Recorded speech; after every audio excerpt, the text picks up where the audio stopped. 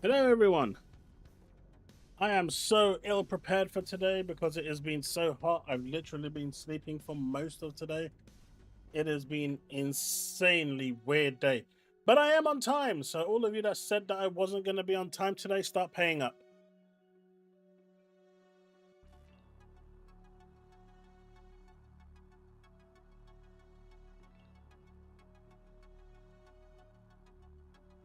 There you go. No. Tasman has called it. I am 1 minute early. Start paying up. I accept PayPal. I accept Super Chats. Although, if you're not going through the PayPal route, Super Chats are going to have to be double.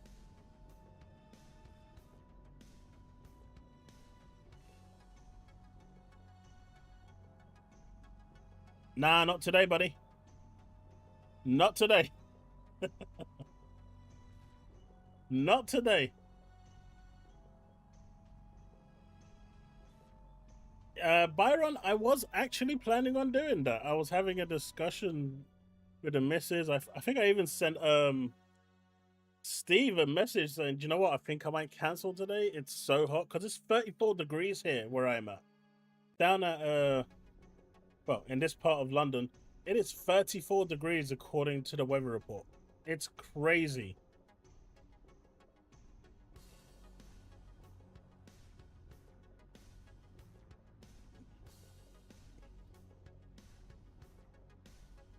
Put it this way, it was so hot today, I fell asleep during a meeting. I just passed out. Even with my aircon on, which wasn't doing its job.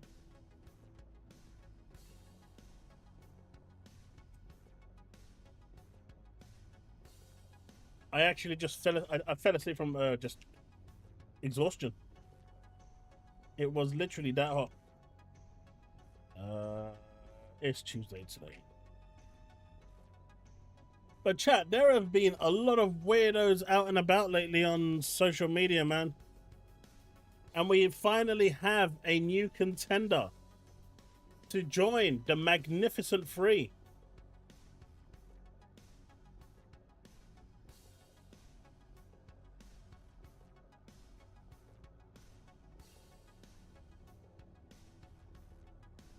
Dude, I'm a diabetic too. Can you imagine? I'm already naturally hot because I'm a diabetic. This is just adding to it. It's like it's burning. I've literally got this fan here breathing, almost spitting ice at me to cool me down a little bit. It's really hot, so I don't foresee this being a long stream, but I thought I'd jump on and, we can have a short stream at least. Also, to let you guys know that on Monday at 5 p.m. my time, so about 3.5 hours before, if you want to work it out for your time zone, I'll be on Boom's stream on Monday. So if anyone wants to come and check that out, feel free to.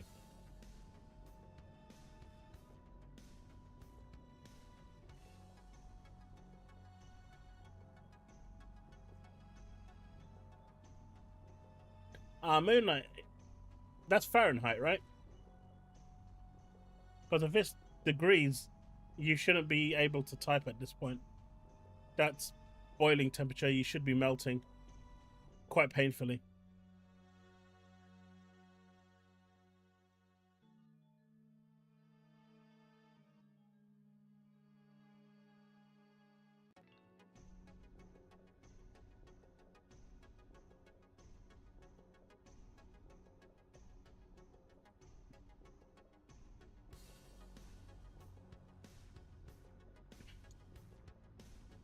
Oh. But it's been an interesting week with all the PlayStation fans now simping for Laura. The P-Rocks, the Nibs, the J Baris coming out. Maz making comparisons to Shaq. Like, what is going on? The woman was full of crap. I don't think I've seen someone so full of crap before. But even others I've been noticing that have been total, like, neutralish. have even started coming out of the woodworks now, and oh, it's been good. I mean, I had one person come out to me today, right? Let me put the light on because it's a little. Actually, I'm probably not going to put the light on. Is my light okay? But they came out and told me, right? They showed this image. Let me see if I can find it. It was really interesting because they were trying to prove a point, and I didn't actually know what they were trying to prove.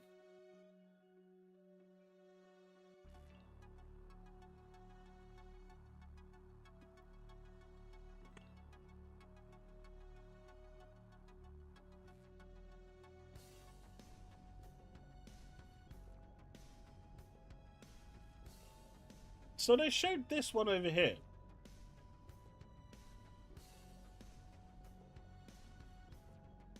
And they were saying, look at how Xbox has flip-flopped, right? And so I broke it down to him. If you're an Xbox customer, the thing I want you to know is about delivering great exclusive games for you that ship on platforms where Game Pass exists. But the FTC prevented that, right? The FTC made sure that was no longer possible. But apparently Microsoft is supposed to tell the regulators to go F themselves and do whatever they want. Trust me, you do not want these corporations doing whatever they want.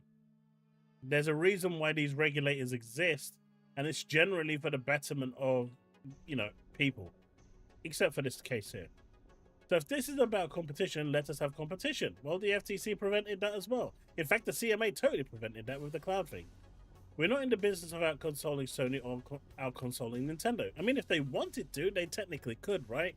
They could buy every single game exclusive to Xbox, take the hit, make Xbox the only platform viable, and then say goodbye to Sony and Nintendo.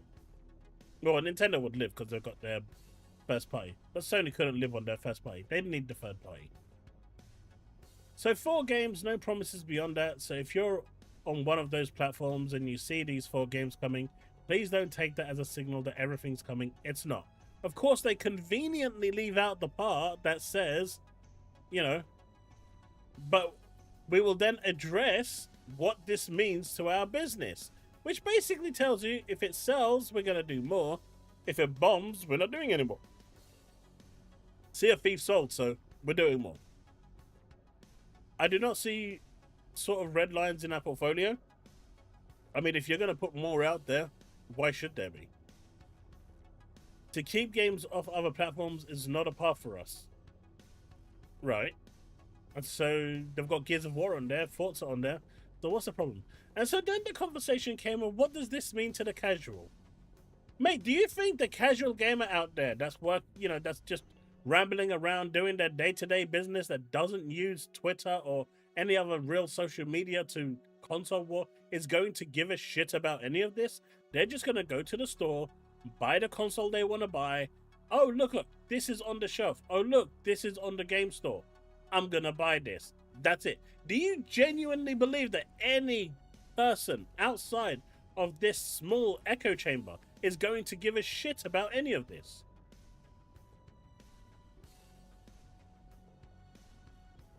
It is not much cooler tonight, Brandon. And it's not much cooler tonight. It's bad.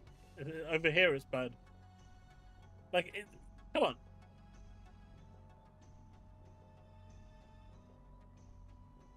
Our humidity is dreadful. But no, seriously, is there any... it's an image, dude. I have a question. Why are the ponies taking notice of someone that left Microsoft? Because they think that that's a win, because she said that Xbox has no... Xbox is dead.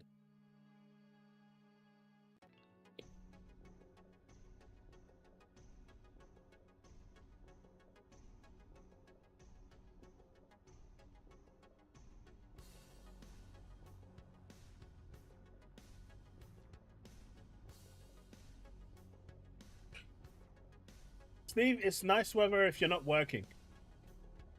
If you're working, it's not nice weather. I'll tell you what, Steve. Go get on the trains at like 4 o'clock or 5 o'clock in the afternoon at 32 degrees.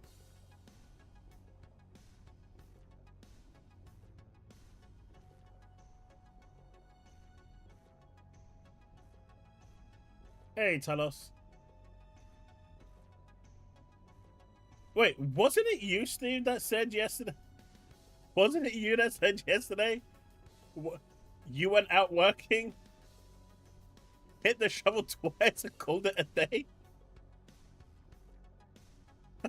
I swear it was you. He was like, nope, this ain't happening today.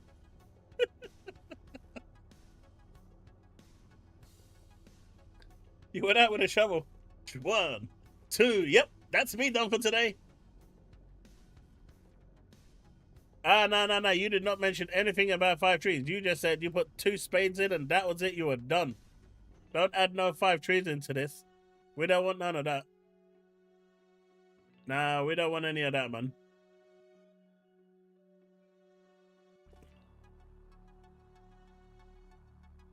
None of the. Nah, what's that biting me on my leg?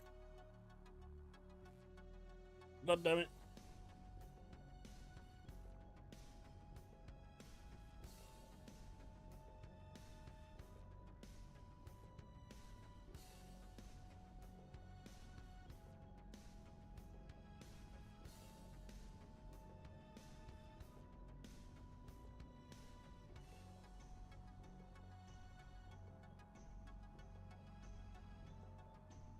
So you guys know about.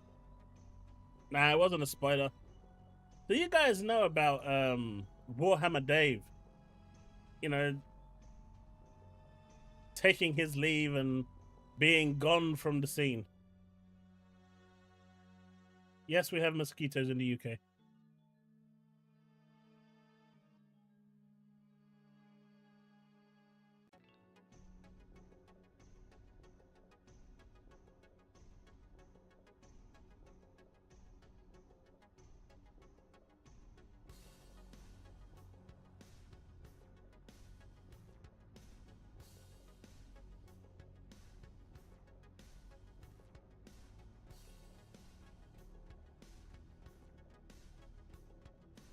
But before I get into any of the funny stuff that people have been doing and mocking them, because I mean, I did tell them that I was going to mock them today on stream, so I'm hoping they turn up so they can see me mocking them on stream. Let's talk a little bit about gaming, because, you know, we like to do that here. We like to talk about video games, right? We like to talk about things that video gamers, you know, want to talk about. It's good to want to talk about video games. Right? Right, chat? Video games are good.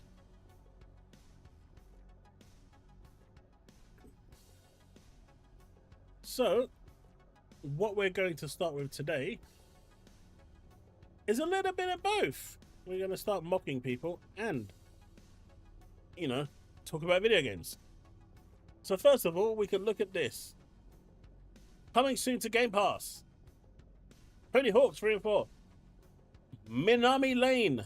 This is going to be an interesting one. I'm going to try this out with my daughter.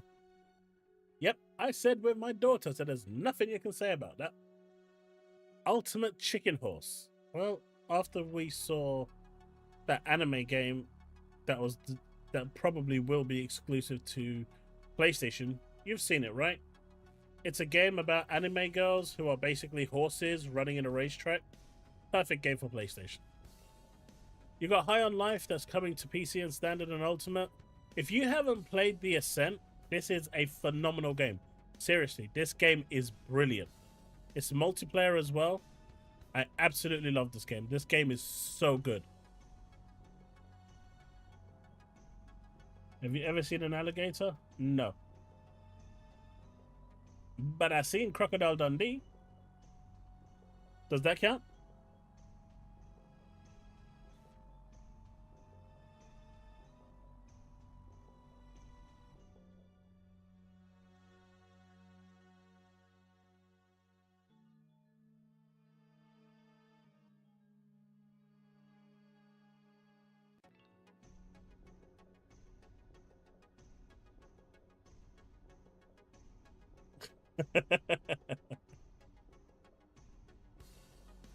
But yeah, the Ascent is truly great. If you haven't played it, this is a perfect opportunity to play it. Seriously, it is a good game. It is a twin stick shooter, but it's so good, and graphically it's really nice as well. Gameplay fluidity is good. Missions are pretty decent. Story is good. Boss battles are fun, and it really does capture that cyberpunk aesthetic. I really do recommend it. And then you've got the two JRPGs coming to standard, Legend of Mana and Trials of Mana. So if you are a Mana fan, this is really good because you get to now play these even on standard. And I still don't get why standard for Xbox Live exists, but it does apparently.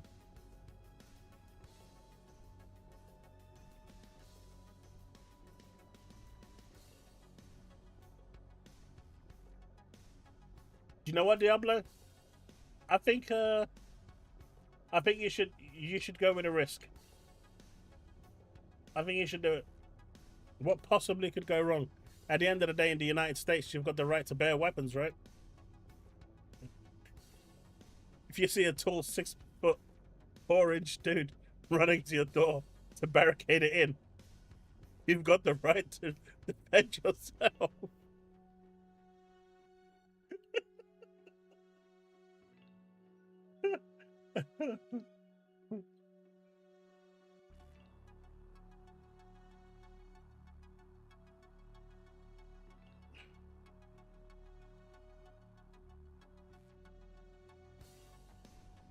So yeah, you got some really cool games here.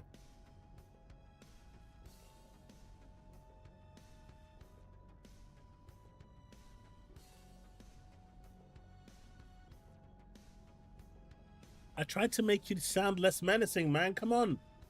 He's not gonna give it to you now that he said 6.5. At least at 6.4, he might have considered it. I was doing you a favor. Sheesh, can't even help people out anymore these days.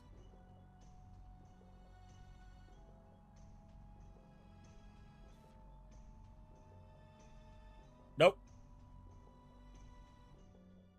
So any of these games interest people? Any of these you're excited for? I still haven't managed to play the Trials of Mana because I'm still playing the Vision of Mana. I know. I'm really slow. But I'm probably going to get into these at some point. I'll probably end up buying them before, because they'll leave again before I even get around to them. But I'm going to get to these at some point. Like I said, Minami Lane is probably something I'm going to try out with my daughter. I tried High of Life before, didn't really get on with it. And I think I'm way past the Tony Hawk's games now.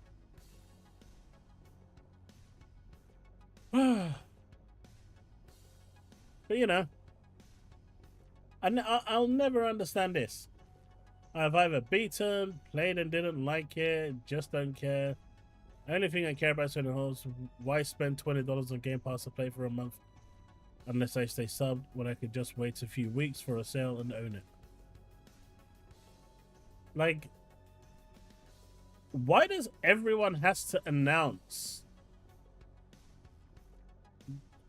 Oh man, I think I made a mistake again, didn't I? I did. Chat, I am so sorry. Oh no, I didn't. It's on low latency. So you guys should be hearing me quite relatively instantly. Steve is just slow. But why do people have to announce, like, I'm leaving Game Pass? Or I'm going to unsub? Like, who gives a shit? You make it sound like you're important. Meanwhile, dropping today and available today is Little Nightmares 2, which is phenomenal, by the way. Really good game. I highly recommend it. Yes, I have finished it. And Rise of Tomb Raider, which, can you believe it? I finished it as well. Really good game. I know. Not only have I been early today, but I've just said like 3 or 4 games there that I've actually finished. Finished!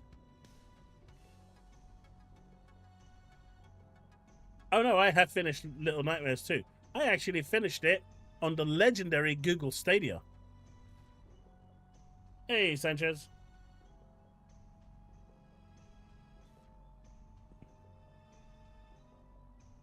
I finished it on the Google Stadia. I have. I just can't show it anymore because Google doesn't exist. Well, Stadia doesn't exist. But Rise of Tomb Raider was really good. Finished that as well.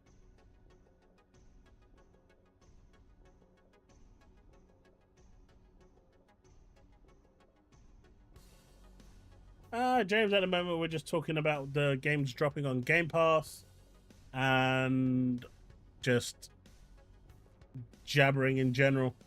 It's way too hot today to... I couldn't get a formal plan in place today, but I thought I'd jump on live anyway and just have a little bit of chatteroonies with you all. But yeah, these two are really good. Little Nightmares especially. I'm really looking forward to the third one. The ending is really, really twisted, but it's good. It's really good. I still feel like I'm really dark.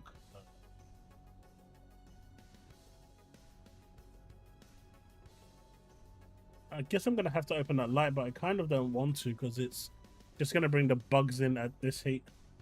So we'll make do tonight with the lighting like this, I guess. What do you mean I'm out here lying again? I don't lie. I say the truth, the whole truth, and nothing but the truth. It's you who can't handle the truth. I did complete it.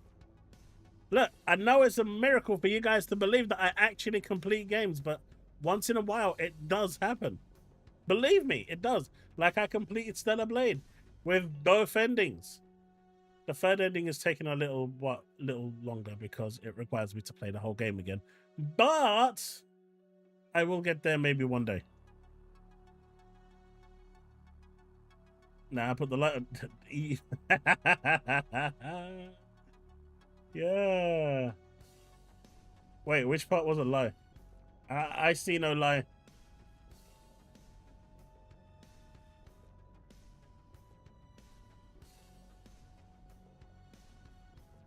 I've already completed Golem, man. I completed it ages ago. We had a stream and it was like so amazing. We had 900 viewers, but you wasn't there gaming. I don't know what to say. Hey, Portal.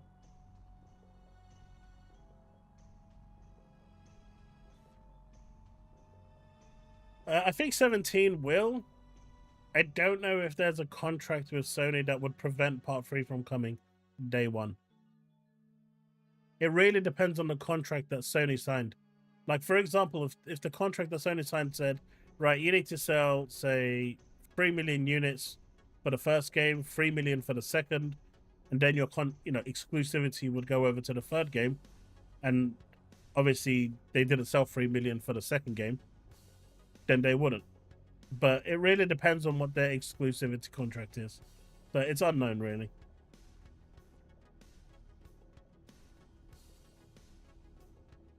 Look, I can see me right there. It's not. Look, you're trying. You just want those killer bugs to come dive bomb into me. I know what you're saying.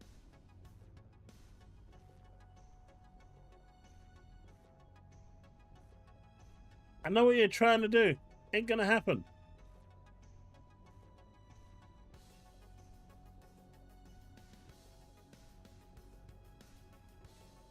It was on sale for quite a while.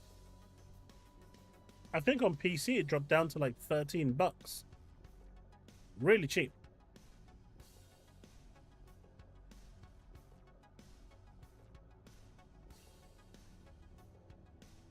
But yeah, if you have time to play those games, definitely do. I know they're oldies, but they are golden.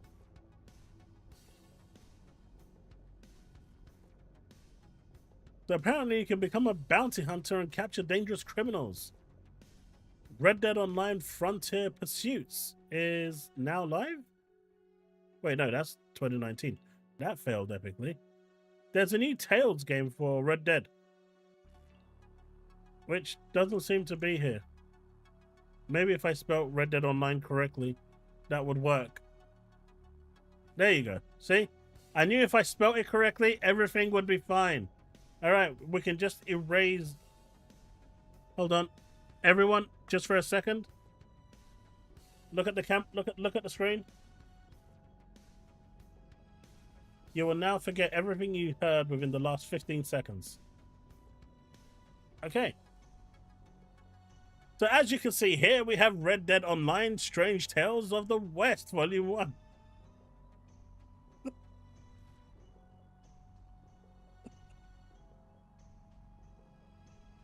Dude, it is hot. Dude, I actually... Alright, do you want to know how hot it is today? I was looking... Okay, this is crazy, right? I'm looking at the calendar, because I need to book some appointments. Some time for appointments for medical reasons. I'm looking at my calendar today, and the calendar doesn't make sense. And I had to contact someone at work and ask them, why does the calendar look weird? And they said it doesn't. And it just turned out that my brain was so mush, it just didn't want to compute and understand what the calendar was saying.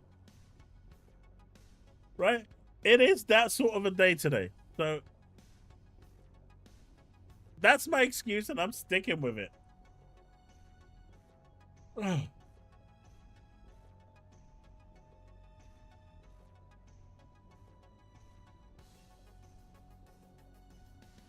Ah, no worries, Illumina. That guy is special. That Noir basically wants to join the ranks of Tim Dog, Peter Ovo, and Warhammer Dave. He wants to be there. The problem is though, he is so dumb that he probably has to go into his own category at this point.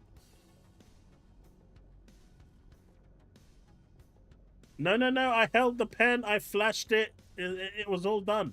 It worked in the Men in Black, it's gonna work here. None of that, Steve. No, that doesn't work.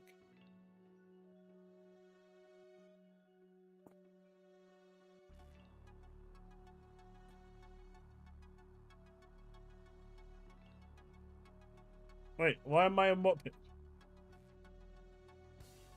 That don't look like me. I mean, I guess there's a little bit of resemblance, but he has black hair. I've got white. Actually, he's got a bit of white hair too.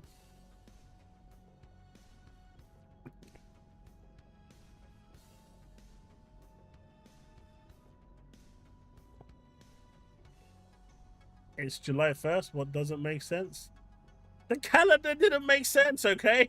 It didn't make sense. It looked weird when I looked at it, and I just couldn't figure it out. See? Bags gets it. He absolutely gets it. And for that reason, Steve is going to reward him with Game Pass.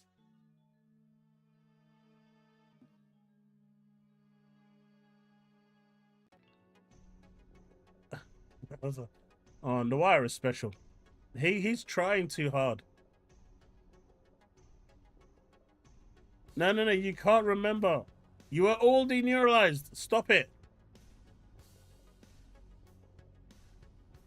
Yeah, let's have a look at the trailer. I haven't seen this yet. I figured we could check out the trailer.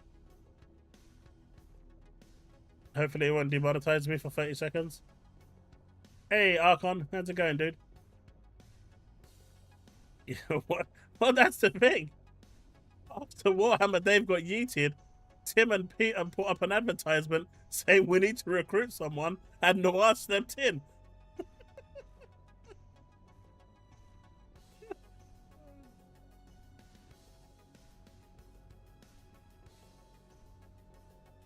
Worst case scenario, I'll just erase that part of the stream.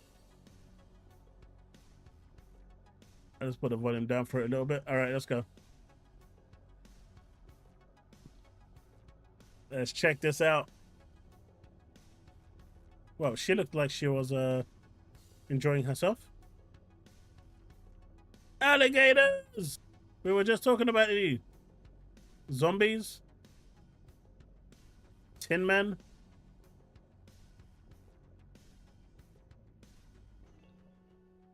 And you can play now.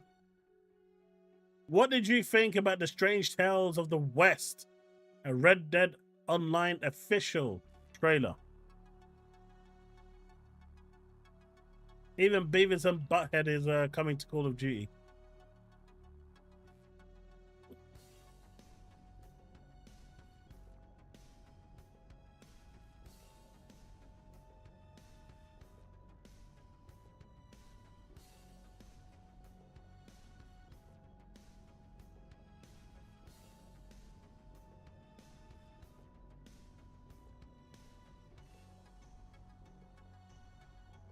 Illuminati, Tim Dog doesn't actually. Well, a funny story with Tim Dog is he tried to Photoshop some stuff that I said, and I proved him wrong by showing the actual originals of what he was trying to crop, edit, and lie about me saying. And once I proved that he was lying, right? We're talking about a 70-year-old man here lying for console wars. But once I proved that he was lying, he blocked me.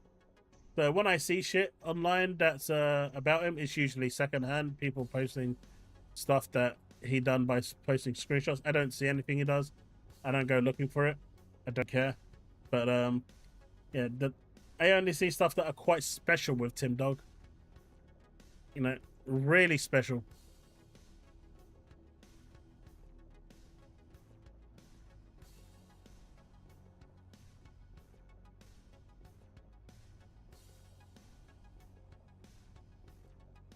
It looks like a Devastator.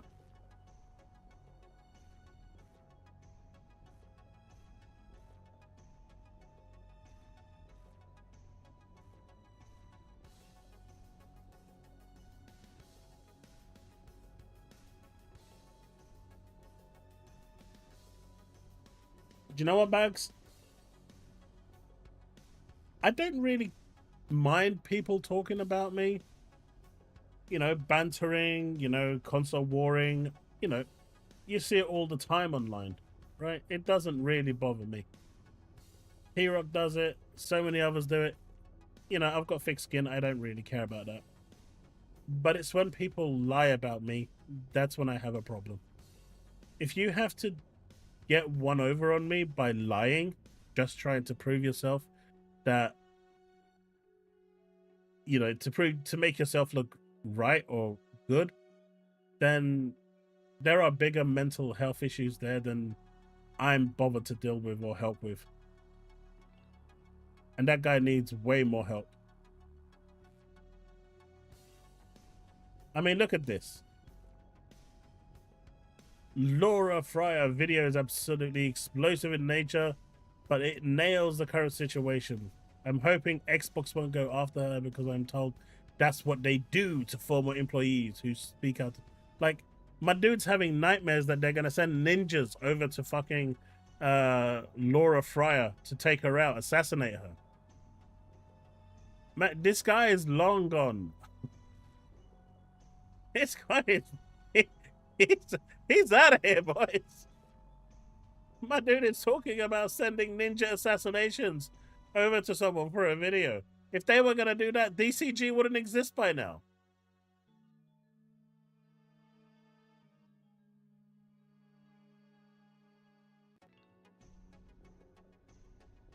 Cybermen?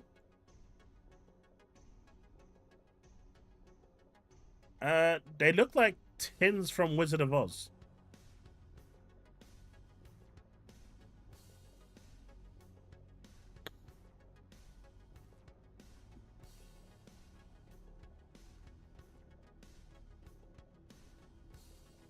And they look like from Wizard of Oz.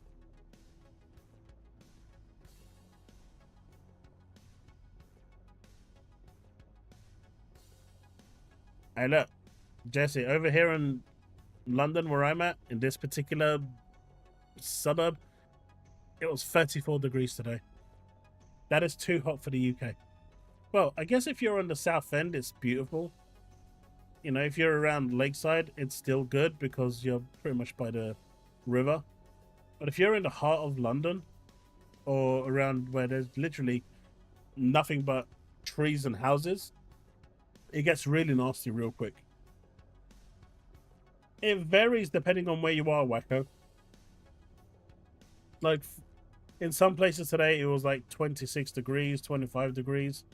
Where I was, it was up to 34 degrees.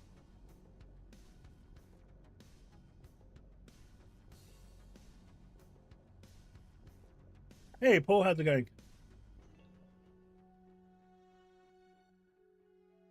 So it does vary. But yeah, Devastator. These look like, you know, mutations from Wizard of Oz.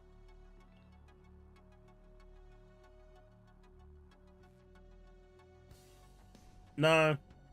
Like I said, if I was at Southend or at Moorgate, you know, or at Brighton, 34 is beautiful. Dude, I could be in northern Cyprus where it gets to around 50 degrees and that is still okay because it is dry heat. And punk, what are you talking about? It gets to 20 degrees and everyone sees a bit of sun and they take their shirts off over here. At least then they start crying. This is like the only country I see where as soon as the sun comes out, even if it's freezing cold, they see the sun, they immediately strip and walk around topless. Yeah, sunbathe time, boys. Let's get that tan going. And then they start crying for the next 3 days because they've been out in the sun too long without any cream whatsoever.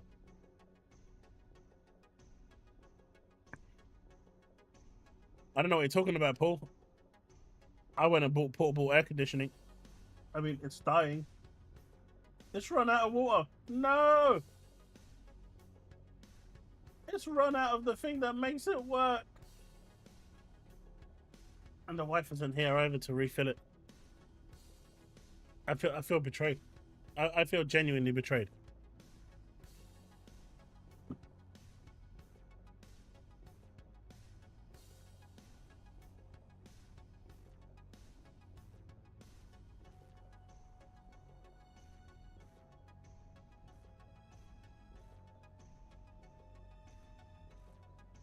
So let me show you something, right? As a content creator, I need people to be able to find me. If they want to email me for any business related stuff or opportunities, generally X is the first place they come to. And so having something like this, which lists all the places that they can contact you on, all your social media accounts, this is a smart thing to do, right? According to... Wait, you can't see it. Something like this. So it's got all my YouTube channels and everything. It's all here. So if any like PR from Namkai Bando or anywhere wants to contact me, they've got my email address, all my social presence, so they can just go and see what they want. And if it suits them, then they can contact me. But this is a good thing, right? This isn't a bad thing. This is a good thing. But according to Monsieur Noir,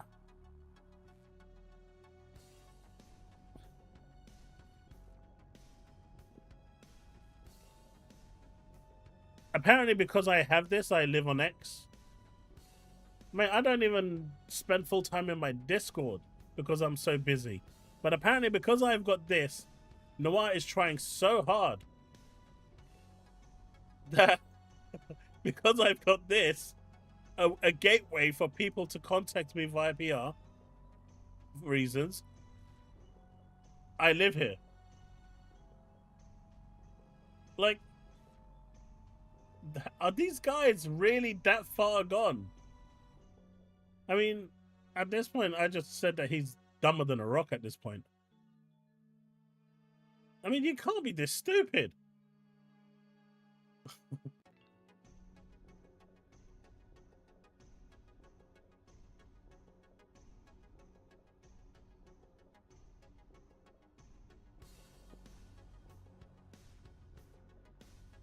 It's like, come on, man. I mean, I've literally had so many people today coming at me is like, it's not even funny at this point.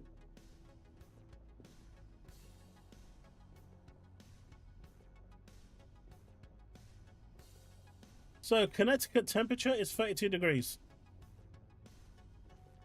as of now. That's in Connecticut, America. Fahrenheit, does this show Fahrenheit? It's not. I guess Fahrenheit is going to be the 90.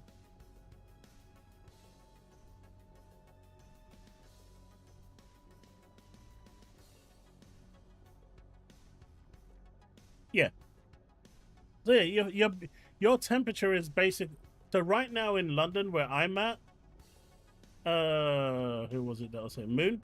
It's hotter here in London than it is in Connecticut. For me, it was 34 degrees. So for me, it was 93. So it's actually hotter where I'm at right now in London than it is where you're at. We're not. Someone was just saying about it, and I just thought I'd clear the air.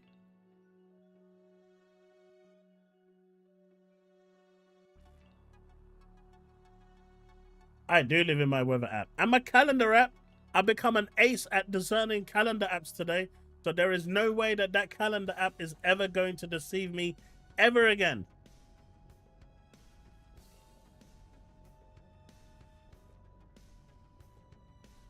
So here's the thing, right? Laura came out with a video.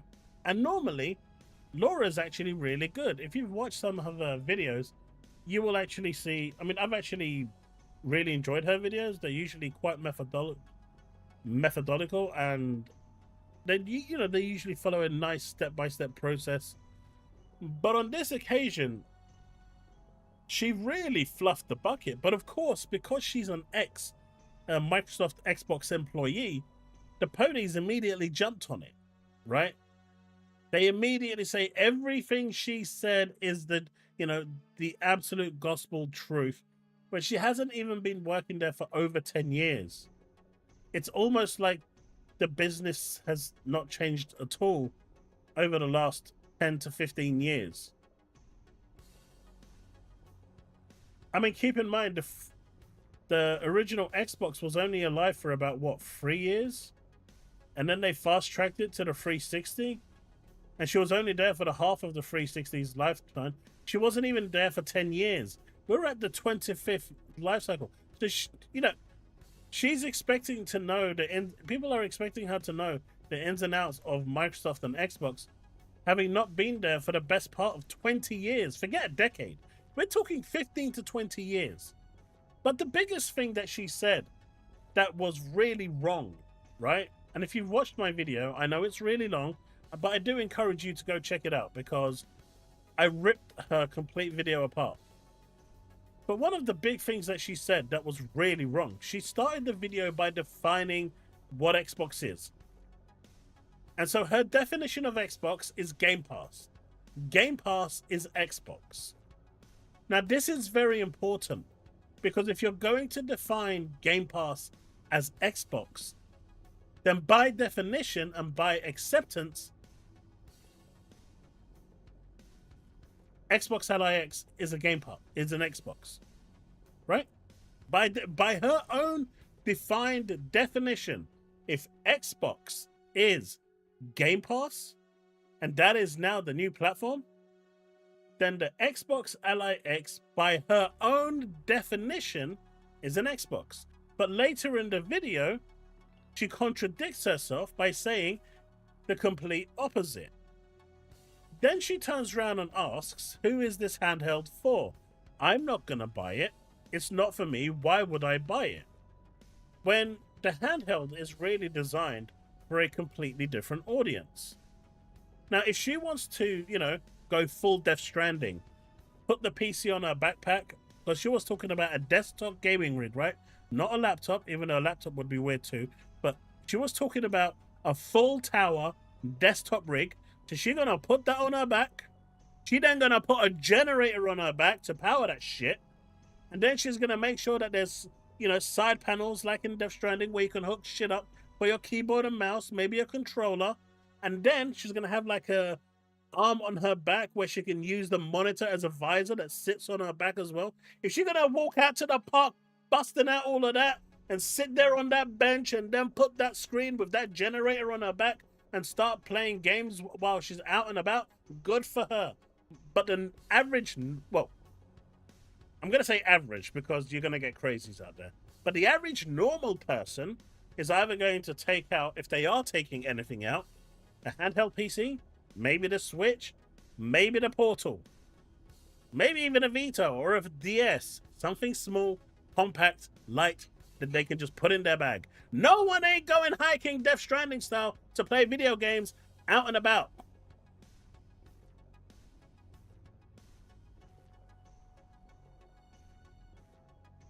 She contradicted herself so much. It doesn't need to bring anything new to the market. It's not designed for everyone. It's a niche product. No, she made it sound like it is. It doesn't need to exist. It's for no one.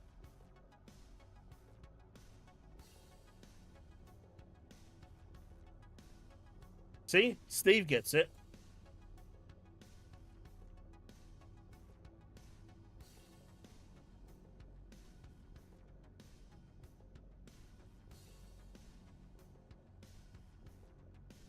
But then she turned around and said, right, I'm biased against Windows and I don't like Microsoft.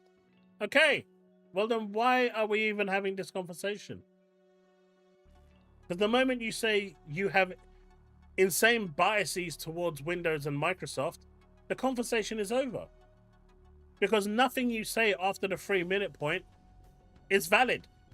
Because I can't take anything you can say without asking, are you saying this because you're biased or because you're objective?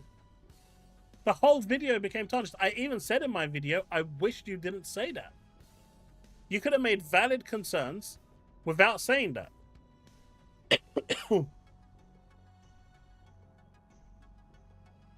Right? It just doesn't make sense.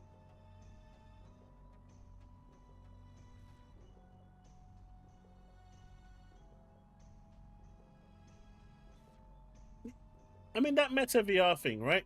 It's just a cloud player.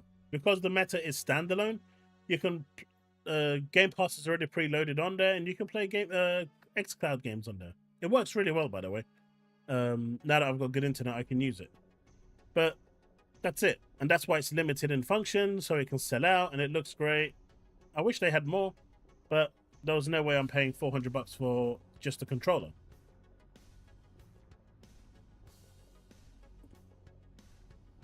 But what I'm saying is her whole video, which I ripped apart systematically, was crap. Now there were some, okay, that's wrong. There were some valid points in there, which I totally agreed with, right? Where she said, you know, Microsoft isn't really selling consoles. And at that point, when you turn around and have an ad campaign that says you don't need a console to play Xbox, well, no shit. Your consoles are going to take a hit, right? If Sony started advertising today, hey guys, did you know that you can play PlayStation 5 games with this £150 or £200 PlayStation Portal? No console required. We've got a host of selection of games that you can play on there. You can play it right in the palm of your hands. How many people would actually go out and potentially buy a PS Portal just so they can play PS5 games and not buy the PS5 for $700? And what I just said there is actually real. You can now play a selection of games, and it's growing every few months. It grows in the quantity. You can play PS5 games on your PS Portal via the streaming service without having a PS5. It literally doesn't connect to your PS5. It connects to the Azure clouds and plays PS5 games streaming. So you technically, on the PS Portal, can play without ever connecting to your PS5. That's now possible. But they don't advertise that. Why? Because they want to push people to the console. They want to sell the hardware. Microsoft, on the other hand, kind of don't really care about selling the hardware. It's going to be there. It's going to be an avenue for you to game. They want to make sure that if you want a handheld for gaming, you want a console for gaming, you want a PC for gaming, you want a tablet, a VR, or whatever, they will be an option there for you by them to join the ecosystem. But then the ecosystem is everything. They don't want one path of entry. They want multi-part entry.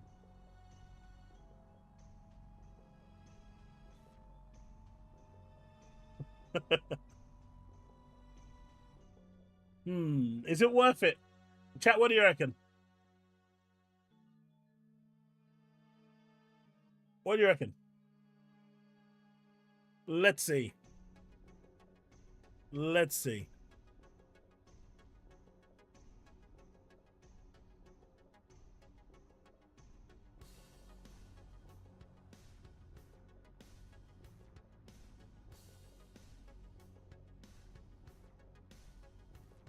Let's go to settings. Let's go to moderators.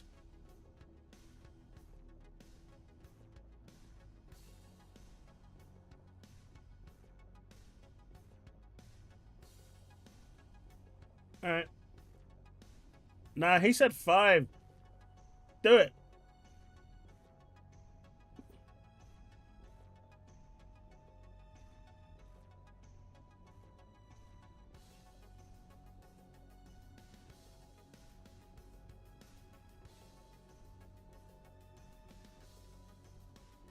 Thank you for the $2 though, Devin, for the super chat. Do it.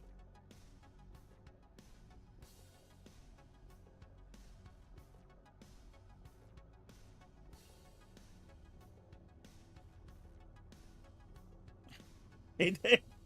Edward, Tony, Dave, One Punch Jedi, and the Black Kaiju. Okay, so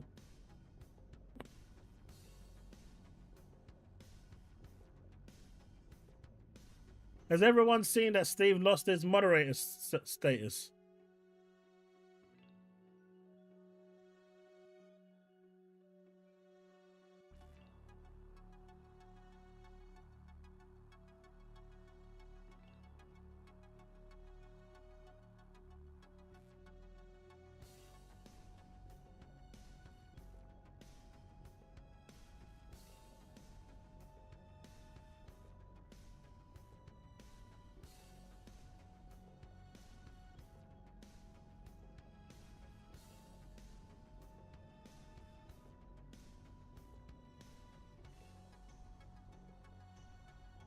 Steve, say something in chat.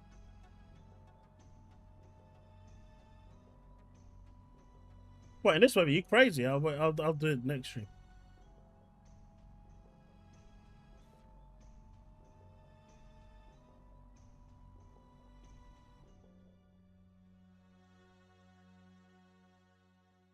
How did Steve get banned?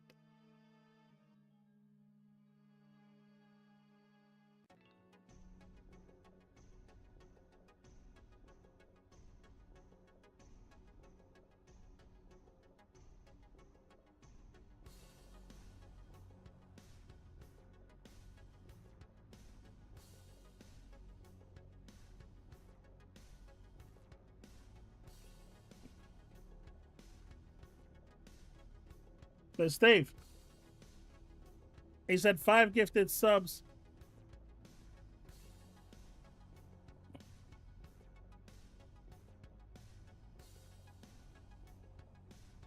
Hold on.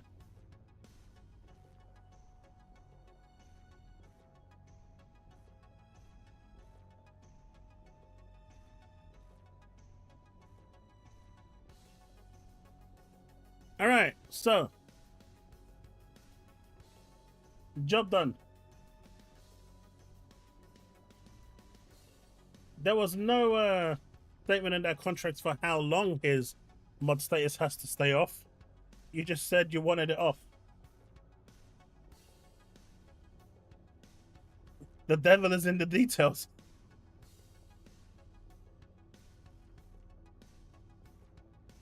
But I appreciate the 5 subs. Thank you for the 5 gifted subs.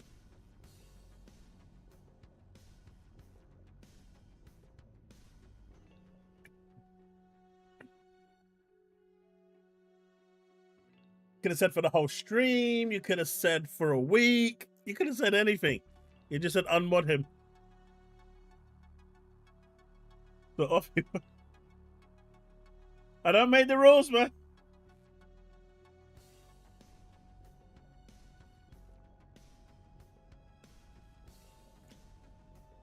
But I mean, check this out. Laura Fryer has publicly expressed that Xbox's lack of promotion and support for women like herself was a significant factor in her decision to leave. So she's already got an agenda against Xbox, right? She already doesn't like Microsoft. She has discussed how the company's culture failed to adequately value or advance women in leadership, which contributed to her disillusionment with Xbox's direction. While Microsoft and Xbox Studios have had notable women leaders, such as Shannon Loftus and Bonus Ross, Fryer's experience points to persistent cultural challenges and insufficient progress in promoting women to key roles. So, do you see why I'm saying now that the whole video was just purely... She found a point in time where she could take a dig and get some views, and she took it, and that's it.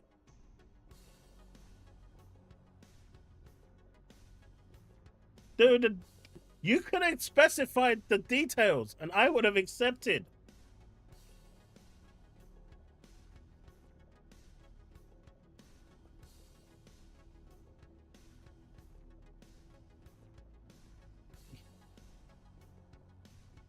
You ready?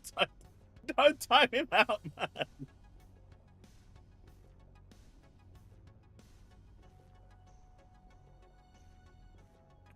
So, can we take anything she said seriously now?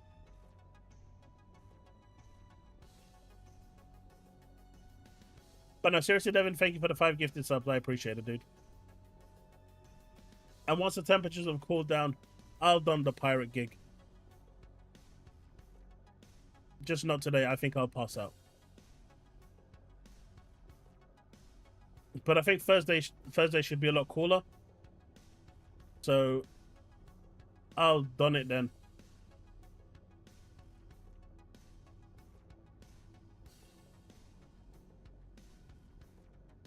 You want the pirate costume tonight? Do you know what? Considering I did Devin dirty there, I'll do it tonight. Let me go get it. I did do him dirty.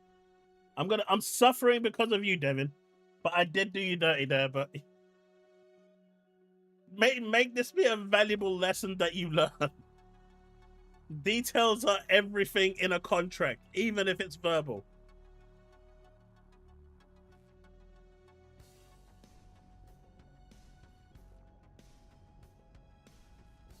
Be right back.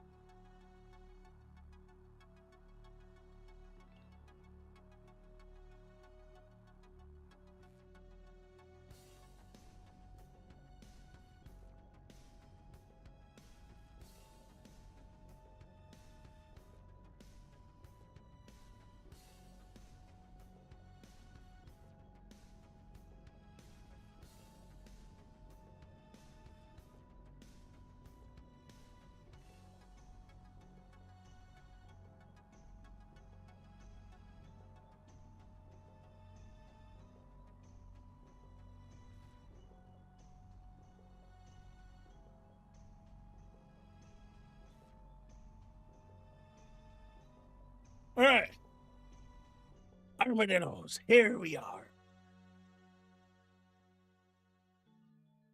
Here we go. Look, I know I did him dirty, so I'll suffer for, 10 minutes like this. Pardon me, matey. Wait. Death Stranding not selling well, you say? What sorcery is this? Christopher Dring said it sells very well. Mate, the parrot's long gone. That died in the move. I laid him to rest. Last I saw it, Oreo was humping it. That was some crossbreed action going on there.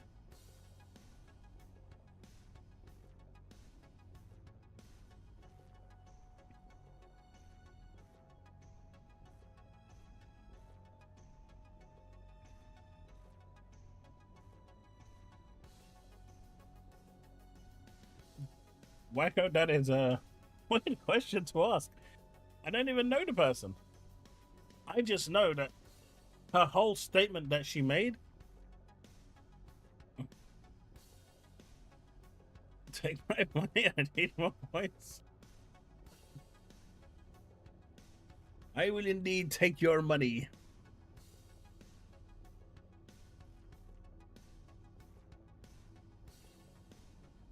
I don't pirate games anymore. Maybe.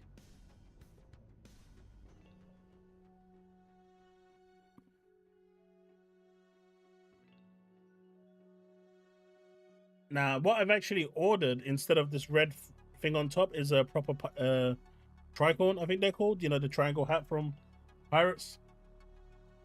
I've ordered one of those. Much more stylish. Much more wearable.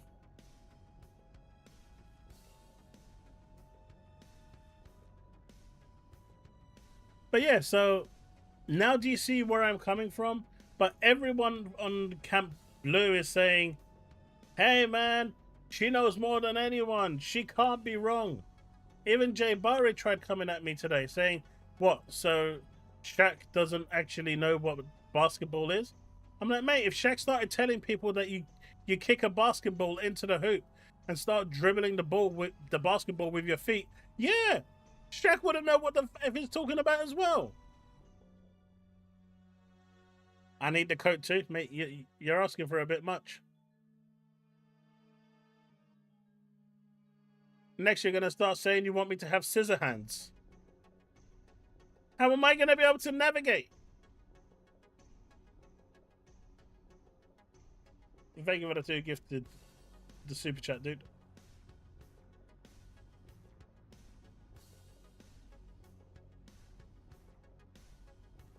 But yeah, so I just, so much of what she said in that video doesn't make sense.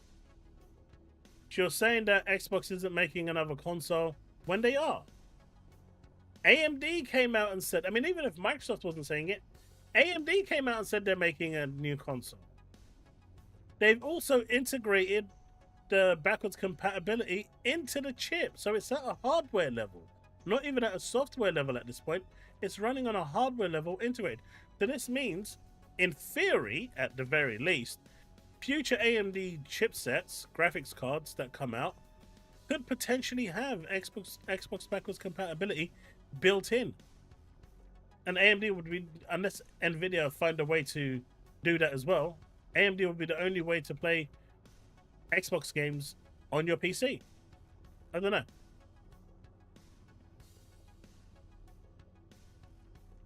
She left ages ago. She was at Microsoft for like, what, 5-6 years?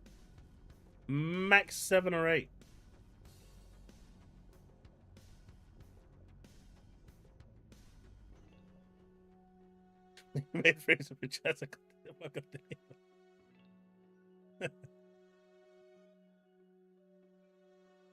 But I still see the super chats. I appreciate him. And the 5 gifted.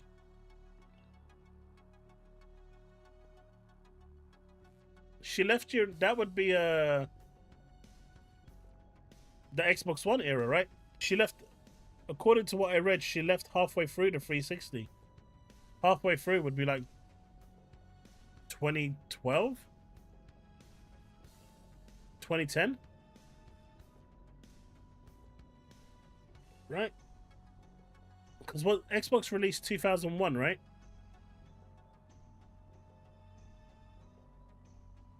Well, 2000-ish. And then the Xbox One lasted for about 3 years, 4 years. So 2004, the 360 came out. So even if it lasted 10 years, that's 2014. And I don't think it lasted 10 years. It probably stopped at about the 8th year. So you're looking about 2010, 2012. And she was there for half of that journey.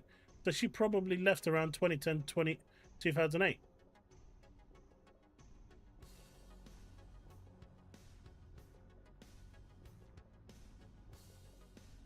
But she left because she felt she was being hard done by with no career path. So how can anyone see the video that she made after everything that's coming out as her not taking a dig and trying to get one over on a company that she felt hard done by? It's just silly. And now all this has done, really, in my opinion, is, you know, tarnished her reputation. Star Traffic, if you've seen my video, I did exactly the same thing. I absolutely obliterated everything. There was only maybe 2 or 3 points that she made that I agreed with, you know, and, you know, anyone that denied those is being untruthful. But she made a couple of valid points, but everything else was just completely and utterly obliterated.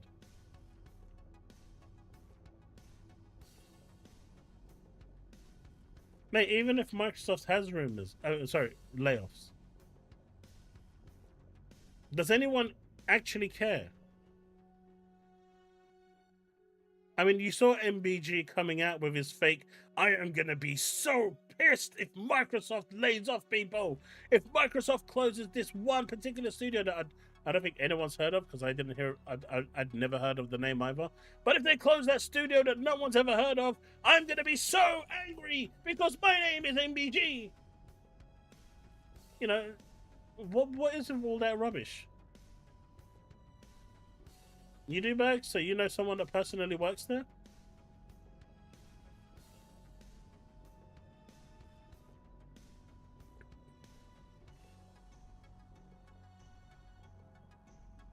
I don't know. I'm talking about the way MBG was reacting.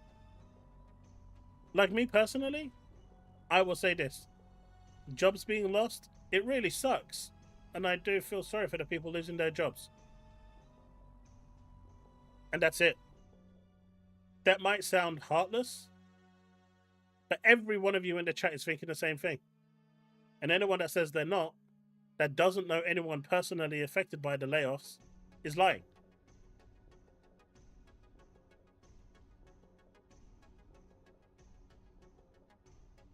He'll probably block me soon as well.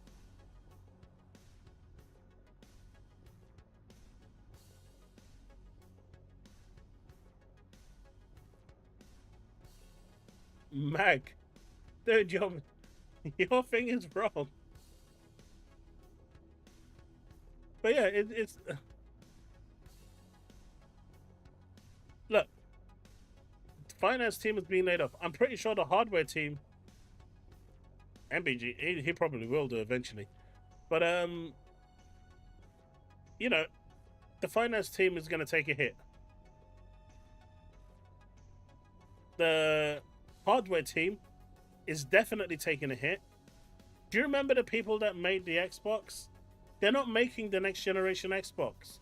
It was announced ages ago. Think back to like 2023. The Surface team is now making the next Xbox, not the R&D team. That's why, was it Jason Ronald?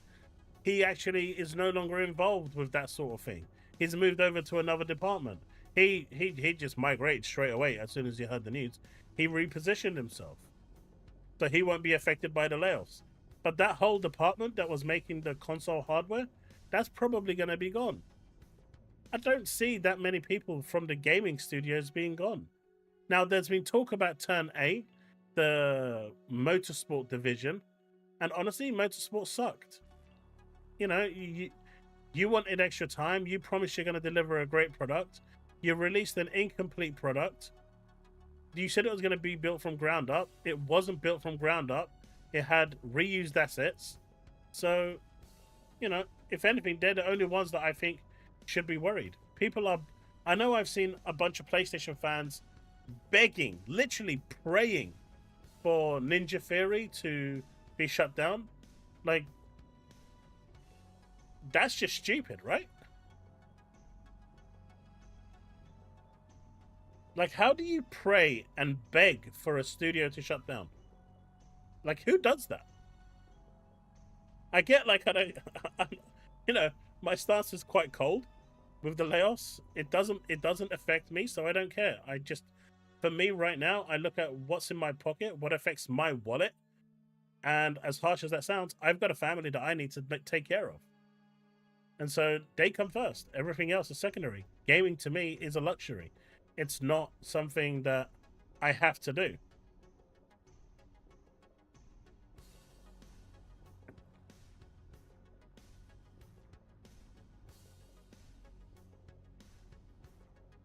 He's paid to win.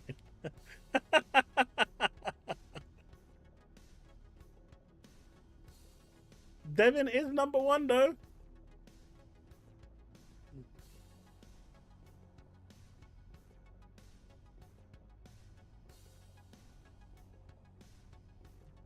But you see what I'm saying, right?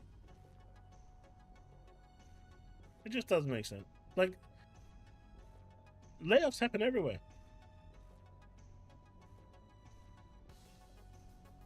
Sony has closed a number of studios over the past few years. No one better than I. No one cared. And in this situation, I can see where, you know, you're going to lose some from marketing. You're going to lose the hardware division because it's gone to the Surface team now to build the next Xbox. And that's evident by Jason Ronald no longer being in charge of that department. He yeeted straight away as soon as he heard that that was never going to survive and possibly turn 10. That's it. Oh, and the legal team. I've heard the legal team that they hired during ABK, they're going to be let go, and there's a bunch of freelancers they're letting go as well. But freelancers are freelancers. It's the end of the financial year. All freelancers are going to be let go. If they have 1,000 freelancers, they're going to let them all go. And then as soon as the next calendar year starts, they're going to hire all those freelancers back.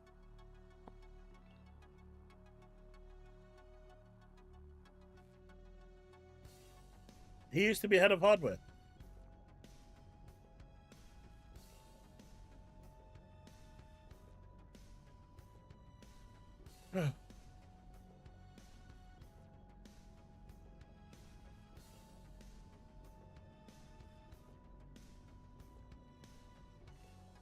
But Ubisoft is way smaller than Microsoft, bags. And at the end of the day, look, where is it? Look, this is like the perfect thing, right? Everyone knows who he is, right? He's the guy behind Baldur's Gate 3. And he makes it perfectly clear. No bullshit, no nothing. Don't get these romantic takes. Microsoft is a brutal public company for better or worse. They are. They haven't got to where they are by playing nice. They haven't made a, they're not a $3 trillion company, the richest company in the world, by playing nice. You just don't, that just doesn't happen, right? Its gaming brand or division or whatever you want to call it nowadays have to abide by the same guiding principles towards profit.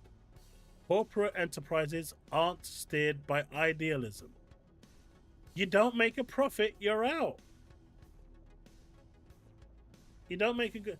And this is why I'm actually happy that these games are going to other platforms, right? Because if their sales are down because people are playing them on Game Pass, at least it gives them another avenue to actually make those sales, right? If that's what they're judged by. If they're judged by MAUs, fine. But if they're judged purely by sales, by releasing it on PC and PlayStation, it gives them another avenue to, hit those targets. I've got nothing wrong with that. And if that means that I get to continue enjoying games on Game Pass day and day, why would I want to complain about it? But what he says here is bang on the nails. Microsoft isn't your friend. Sony, Nintendo is not your friend. Right? Do you remember that story back then from Nintendo where the CEO took a 50% pay cut? Does anyone remember that? Does anyone remember that story where Nintendo CEO took a 50% pay cut because the Nintendo Wii U did so poorly?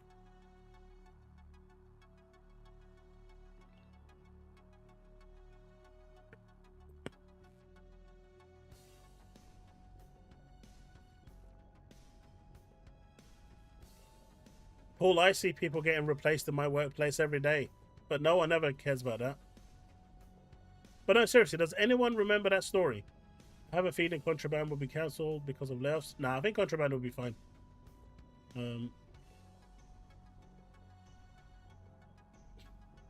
Hey, look, Skull and Bones is a great game.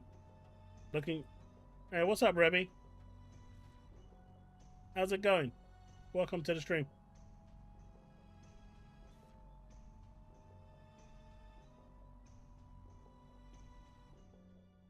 I think Contraband will be fine. No, but the Nintendo CEO, right? It came out, and this was massive news. Hello, Rebby. Iwata, right? Did you know in Japan, when a company does badly, the responsibility is on the CEO? They can't fire the staff. They have to go through a lengthy process to fire, to find the staff negligent. It's actually really difficult. The employment laws in Japan are so rigid and protected that it is very, very hard to actually turn around and lay people off. The reason why Iwata at the time took the pay cut was because he had to. And the Western market, not knowing the rules or just wanting to spread lies, twisted it into the West could never.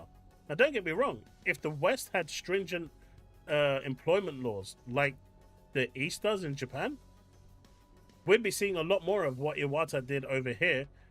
Right? But we don't have those stringent laws for a reason, because the CEOs in the West know that they mess up on a daily basis, so they just pass it off on laying off staff. Because it's the leadership that should be fired, not the staff. The staff is doing their job. They're telling the staff to build a building, so the staff builds a building, and when it's not liked, instead of the leadership taking the blame for not having the mindset to tell them to deliver what is needed to sell a product, they attack the grunts. But in Japan, they can't do that. So even then, when people raise the whole Nintendo is a different breed, no, they're not.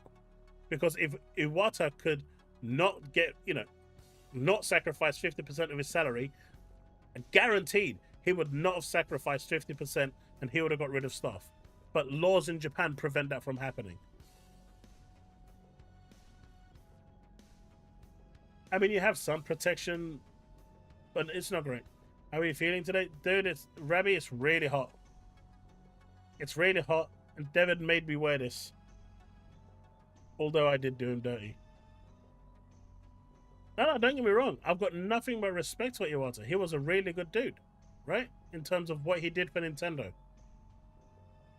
But the way the West portrayed that incident that happened was totally wrong. It was really, really wrong. And I think it's just silly.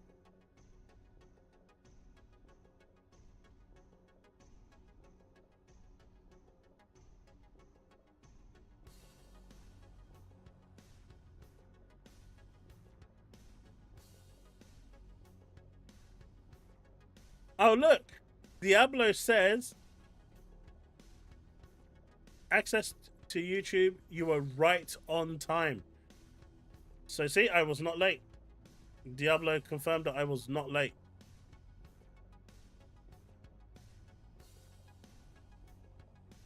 Jesse, the only one I see potentially happening is Turn 10. Because they fumbled hard with... and not the whole of Turn 10, because you've got the Fable department, the team making Fable. I'm talking about the team that made Forza Motorsport. They really screwed the pooch. They cost Microsoft a lot of money. A lot of money. They did not make a profit on that game. At all.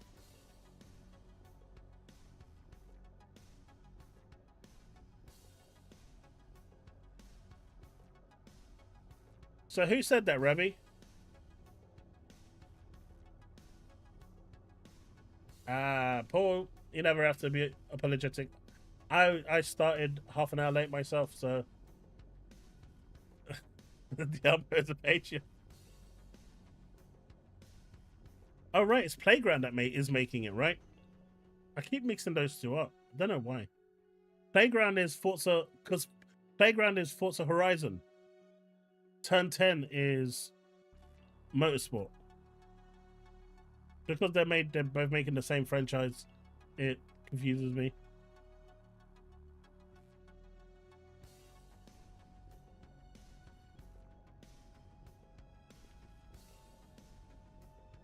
I mean, did you guys see what Destiny just did today? So they had their final live stream before their big expansion release on June the 15th. And I was watching Aztecross a little bit while it was streaming. And apparently all the cool stuff they didn't show. But they did show some of the other stuff, and they're basically resetting the whole game. And then they said, right, if you want to do strikes on your own, you can do it now. And I'm like, but isn't that going to completely kill matchmaking? But anyone that wants to play matchmaking. And some of the decisions that they came up with were pretty good, actually. But the others were so questionable. And for an expansion, it's not even that big. You know, good luck to them in the end. But I think that was probably one of the things that they probably shouldn't have pandered to the community. Because the community doesn't know what they want half the time. They think it's a good idea until it's not.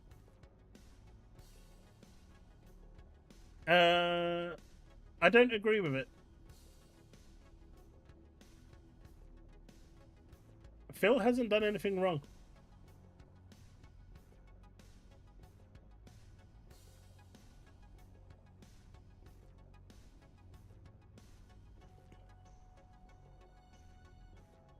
I think Phil was fine. At the end of the day, I still believe most of what's happened is out of his responsibility anyway.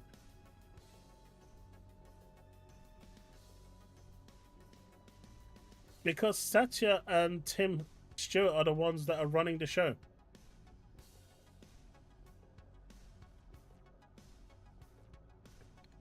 But you know, Phil is the one that's bringing around Ninja Gaiden 4.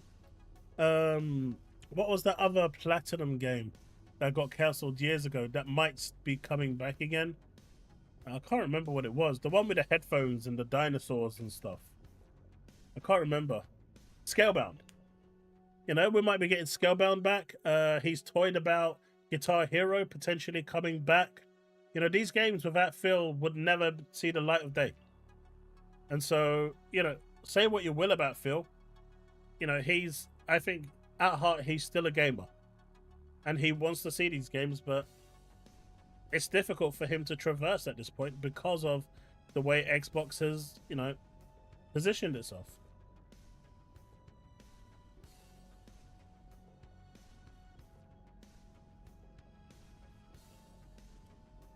I don't know, Rabbi. We just have different opinions.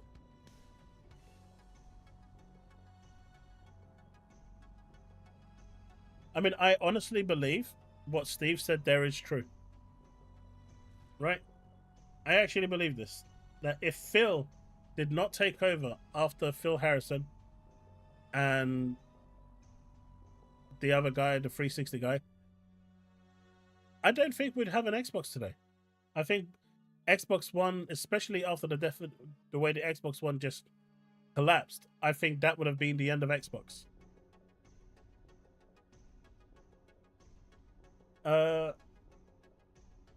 Banjo-Kazooie is a weird one, right? So here's the thing. Astrobot was a really good game. I also think people were so starving for a true traditional non-Nintendo, you know, small but fun platformer, that had anyone else released a platformer at that time, it would have done sensationally well, because people were so starved, they just dived straight in and just enjoyed the simplicity of the game.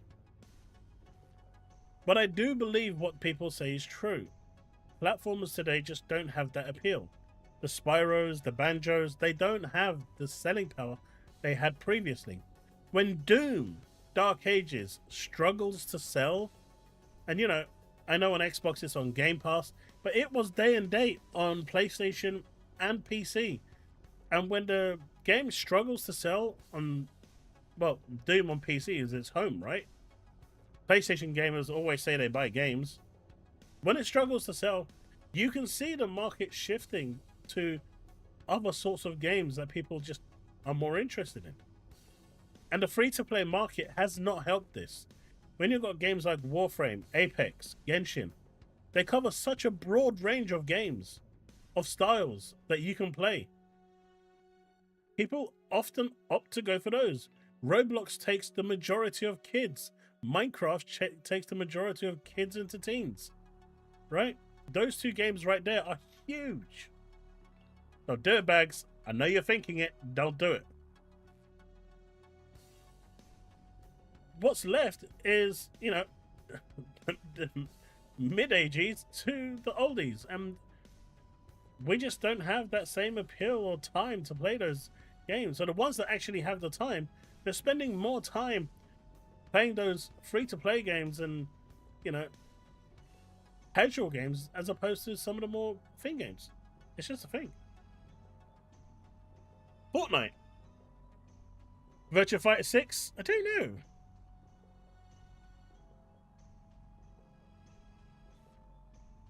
Rabbi, we just talked about this. She's full of rubbish. Watch my video. I made a video on it.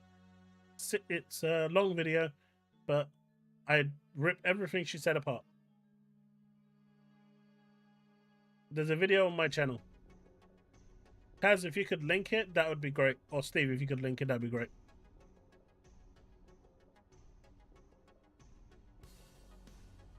I'm looking forward to Street Fighter 6.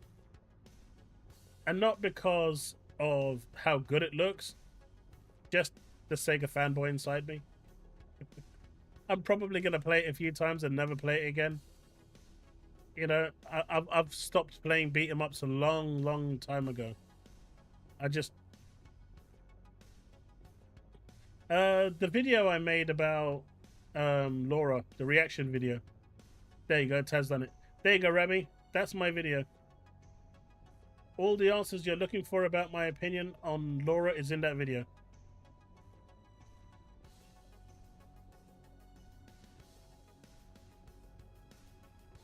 I'm fine with the new direction of Xbox. New hardware coming. Game Pass is everywhere except PlayStation.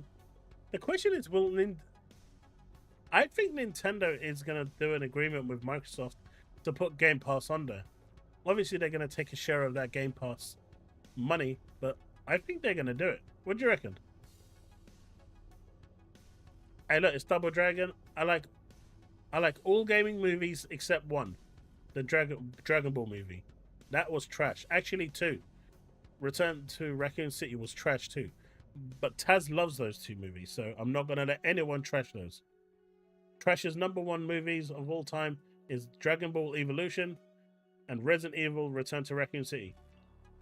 I think those movies are some of the worst movies ever created by man, but Taz is my friend, so I'm not going to let you trash them.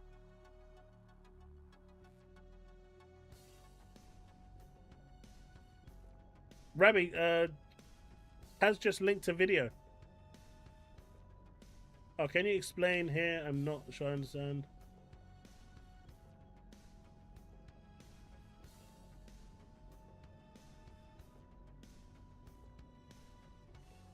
I mean, more or less, Rabbi, yes. Basically, in the Xbox right now, you have RAM, DDR RAM, which is found in PCs. You've got a hard drive, which is found in PCs. You've got a CPU and a graphics card.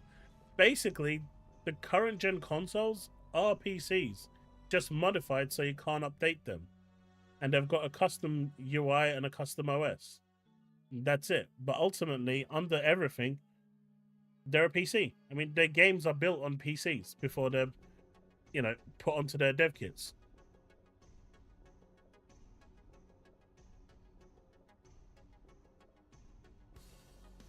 Hey, look, Minecraft movie was a good movie. That movie was good. I don't care what you say. That movie was good.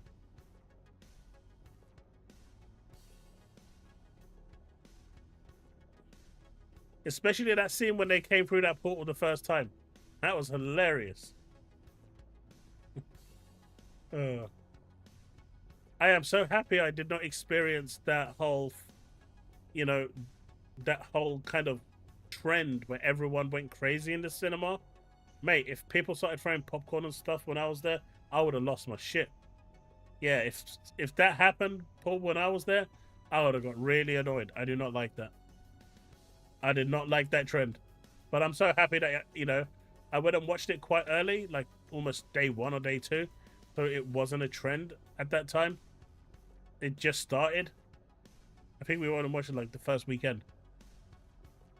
I'm so happy I missed that.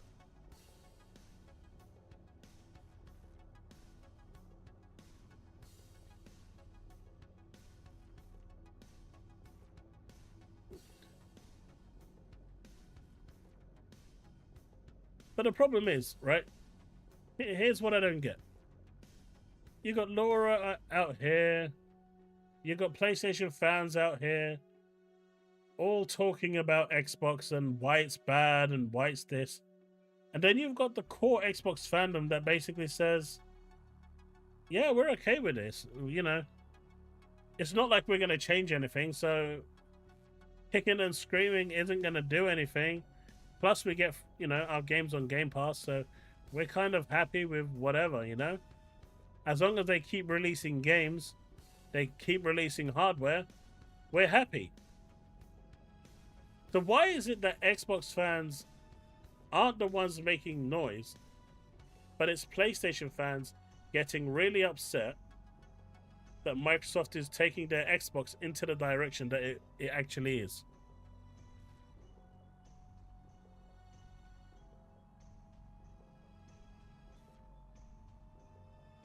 You got covered in cola? Yeah, I would have got pissed, mate.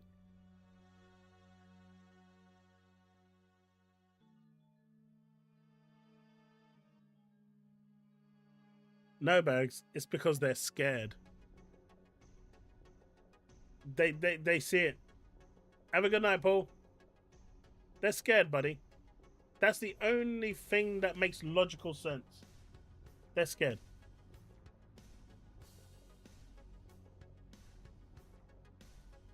They're scared of the unknown, because Microsoft is doing something now that hasn't really been done before. And they don't know for the first time how this is going to play out, right?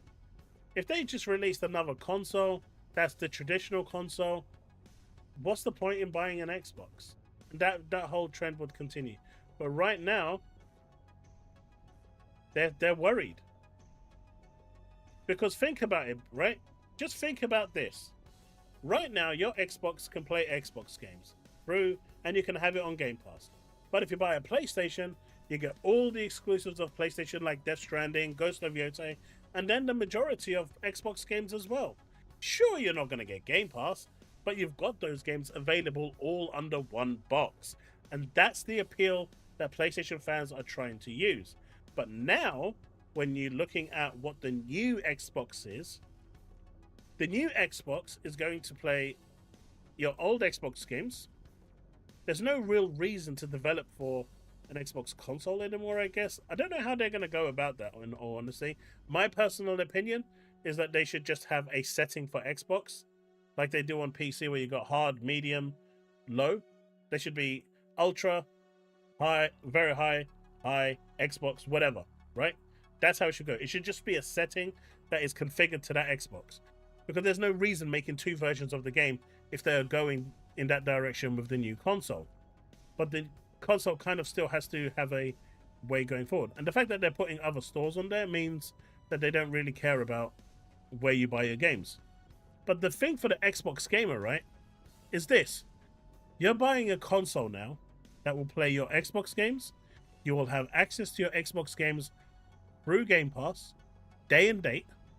You're going to have access to PlayStation games, even if they are timed exclusive. It doesn't matter how you're gaining access to them. The fact is, you do have access to them. Do you remember when people were talking about third-party games to PlayStation fans and they were saying, it's not about it being first party, it's the fact that we have access to them. So now I'm using their same argument. It doesn't matter how they work on the Xbox. The next generation Xbox is going to play Xbox games, PlayStation games, but more importantly, it's also going to play those PC games that aren't on Xbox or PlayStation. Like the game that's doing the rounds right now, Repo. You'll have access to Half-Life Alyx if Meta and Xbox decide to do a collaboration, which I assume they will do, considering they're in bed right now. So getting the Meta Quest to work on the Xbox should be a no-brainer, especially now that they've sold a bunch of them to people. Transitioning that to work on the next generation Xbox is just, why not, right? So they'll be getting access to those Steam games that aren't available on console either. Like I said, like the Repos and the Half-Life Alyxes. So now you're getting not only Xbox games, you're getting PlayStation games, and you're getting a whole bunch of other games that never would have, that just won't appear on other platforms, that you now have access to play on your console. This is why they're scared, and this is why they don't want this to happen. That's it.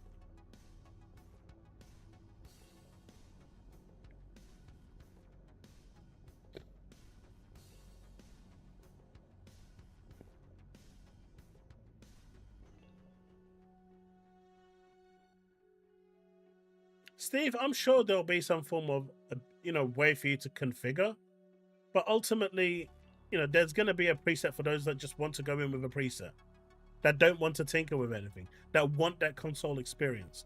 But if you want to tinker with it yourself and play around with it, I don't see any reason why they should remove that. But does that make sense? Why they do not want Xbox to have this console? This is it. This is the only reason I can see why they are so hell-bent in trying to get Xbox fans to not go down this route. I don't see if this does happen and it works out the way I'm saying it is, where is the negative for Xbox gamers?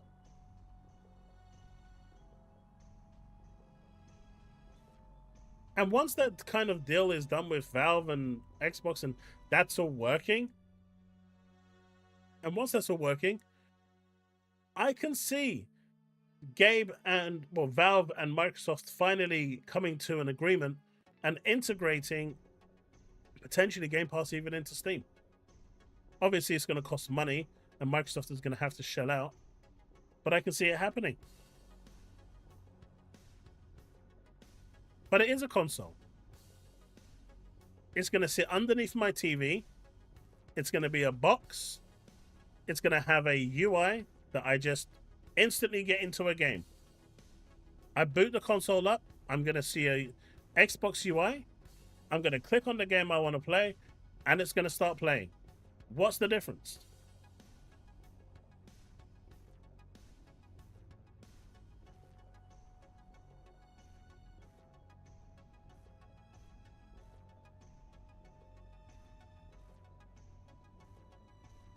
What, you think a NUC PC is going to do that, playing that high fidelity?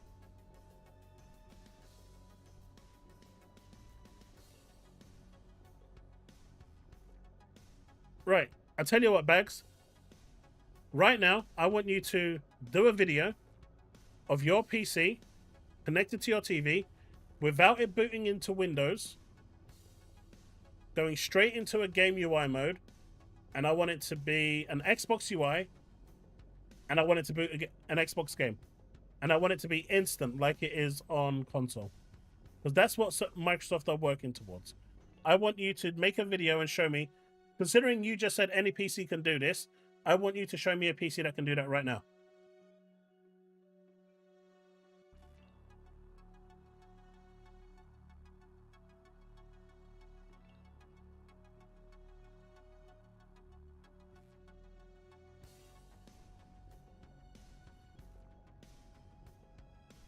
I mean, Xbox is doing it, but Windows isn't doing that. You have to boot into Windows, and you have to go into your Xbox app, and then you have to select the game, and then you have to boot. I don't want any of that. I don't want any of the Windows boot up. I don't want nothing. I just want it to go straight into my UI.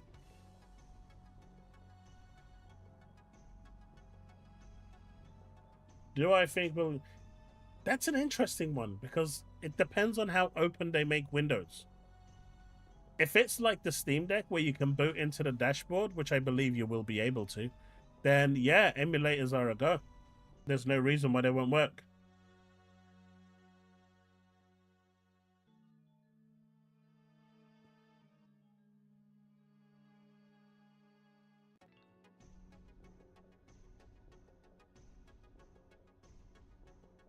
But no one wants Linux. Linux doesn't play every game. Linux is restricted. I don't want Linux. I want Windows. I want Windows to do it. When you said all PCs do that, you referred to Windows. You didn't refer to Linux. That's changing the goalposts. I want you to do that for me on Windows. SteamOS can't play Call of Duty because of anti-cheat. You can't play Apex Legends because of anti-cheat. You can't play Genshin Impact because of anti-cheat. You can't play a lot of games because of anti-cheat. Hell, even, what was it? The Evil Dead multiplayer game couldn't run. I had to hack and spoof around it, which was a pain in the ass, which could get me banned to play it. Destiny 2 playing on the Steam Deck could get you banned. Yay for Linux! Let's go! No, Linux ain't there yet. So here's what's happening with, and you know, you see a lot of fanboys that were like going, "Oh, why is everyone getting excited about what the Xbox app has done?" I'll tell you why, right? It's not because the Xbox app has Steam games on there. It's the fact that Phase 1 is complete. So the Xbox app now has congregated Steam games. And you know, GOG has been doing this for a long time. There are other launchers that done this. It's nothing new. It's just Microsoft has integrated the API. Phase 2 is the new UI that's going to be on the Xbox Ally.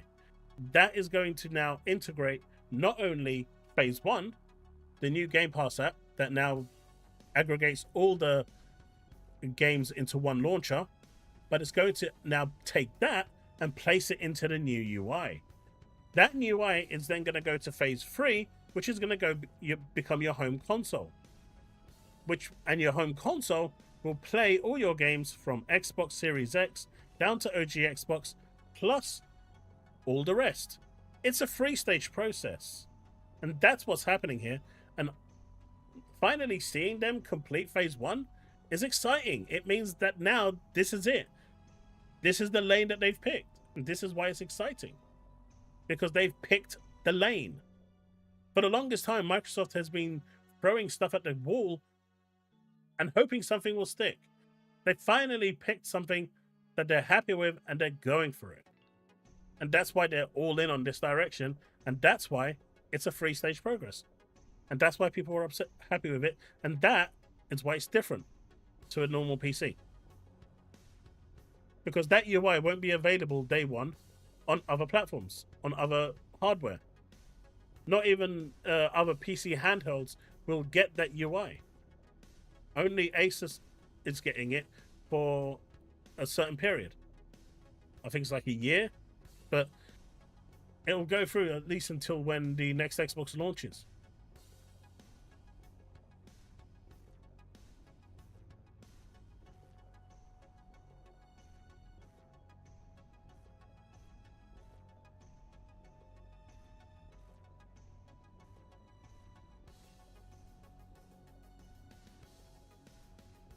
You actually can't unless you hack the start of Windows. The average person isn't going to hack the start of Windows, so you're fundamentally wrong because you have to put your password in to get into Windows. You can auto boot Steam, that's true, but once you get past the auto login, I guess if you live alone, then there's no security there. But free online is going to be a big one. If once they go into this once they release their next console, I think I know there are people that actually want to pay for online services, and then there are those that want free online as well. I see the arguments from both, but I think they're going to drop Xbox Live entirely.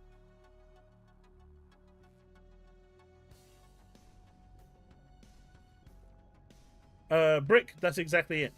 This is exactly why, you know, I hardly use my Steam Deck because most of the games I want to play, I can install them natively. They just won't run. I have to play them through the cloud.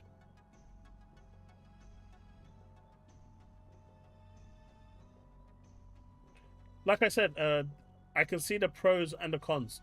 The only thing I don't like about Xbox Live right now is that if you're online and you're having banter and shit talking in a Call of Duty lobby, that can get you banned, and I think that's stupid. That should not get you banned. You know, shit talking is all the rage. It's literally what we do when we game. It's like, dude, go back to the 360 days and listen to a Call of Duty lobby. Hey, Paris, how's it going?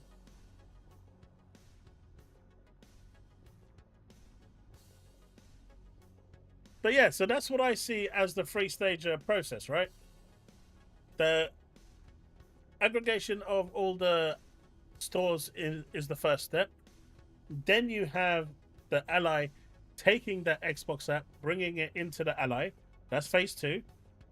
And then phase 3 is combining all of that into the console and giving you an experience that allows you to play your Xbox games and your PC games all under one box underneath your TV in a nicely knit unit that is affordable to the consumer.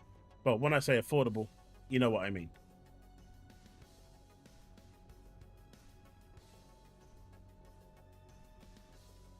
Hey, Paris, Xbox is doomed. It's all the rage right now. It's all the rage.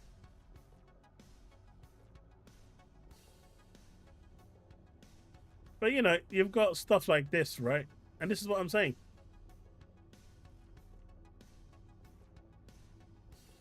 If you have to be required because the plan doesn't seem very smart. To me, it seems very smart. In my opinion, it seems like yet another pivot. What pivot? They've already made it clear what they want to do. How much more I mean, Microsoft can't be any more clear than they have been for the past few years, right? They've been the clearest they can ever be. They know exactly what they want, and they're going for it. And it's like, it's a joke. These guys. Colin's question, how is Xbox going to make money? Why does anyone care about how Xbox is going to make money? Like, that's what these two are concerned about right now, right? How are they going to make money? Mate, it's a $1 trillion company. Why do I care how they make money? Like, don't get me wrong, if I was a shareholder, I'd say, you know, I might have some questions. Right? I might have some questions. But that's it. Once it's explained, I mean, these guys are literally out here bantering and crying Xbox is doomed, asking how they're going to make money. Look, I'll be honest with you. If Satya Nadella, Amy and Tim Stewart are happy with the direction it's going in, that means they're happy with the money that's coming in. They're making more money now than they've ever made. Why would Microsoft be upset? I couldn't give two shits if they make money. Exactly! Exactly. Like, why does this matter?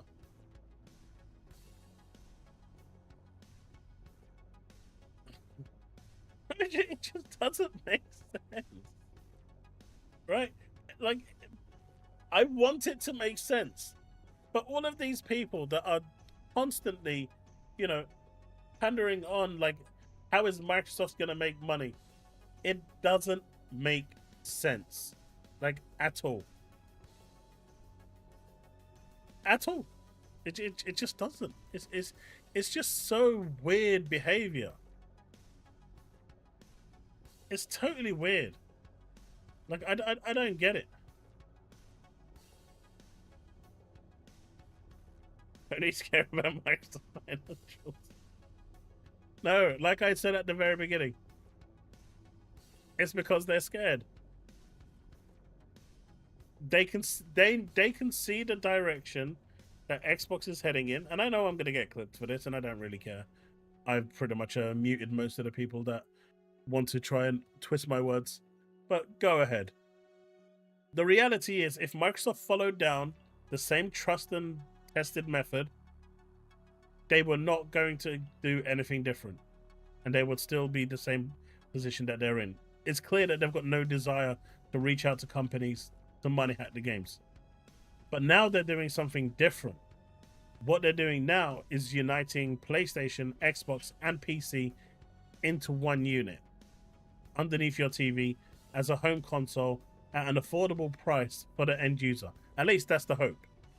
That's, you know, if they put it up like 1,200 quid, it ain't selling. I think it's going to be around £700-800 personally. That's my belief. The PS6 is probably going to be around the same price, but I see it being around that price. I hope it's lower though, more accessible to people, because gaming is becoming very expensive and more less accessible to people. Clipping as you speak. Right, but that's what they're scared of. It's the unknown, because this can absolutely work for Microsoft if they pull it off, and be something huge, or it could not. But it's the unknown.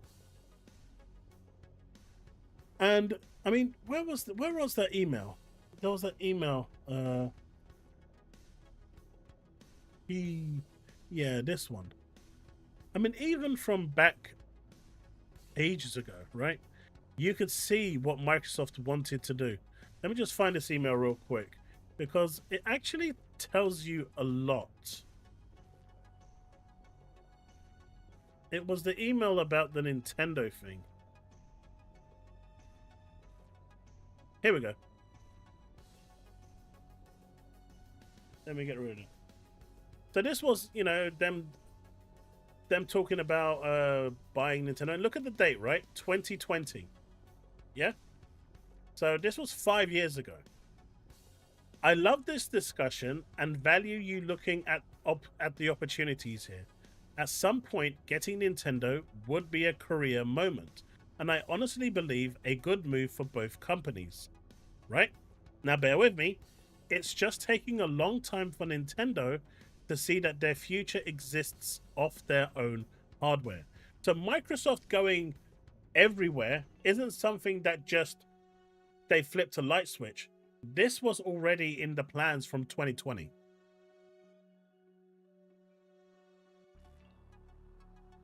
Right? This was already in the plans from 2020, because they were already looking at pushing stuff to other hardware, to other places from 2020.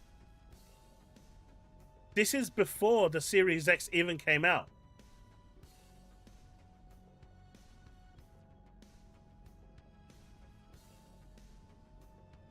Banisher, if you own shares, then you'd probably go and ask Microsoft, hey, what are you doing? Why are you making me more money?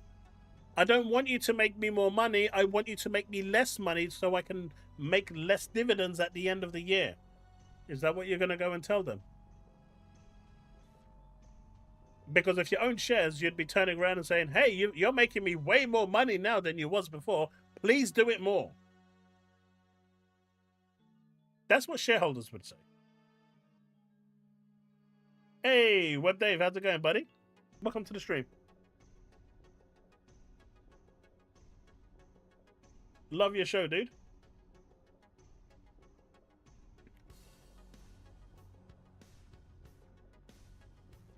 But you can clearly see here from Phil in this email that was as part of the ABK case from 2020, Microsoft had already decided that going in that direction was already something that they had decided.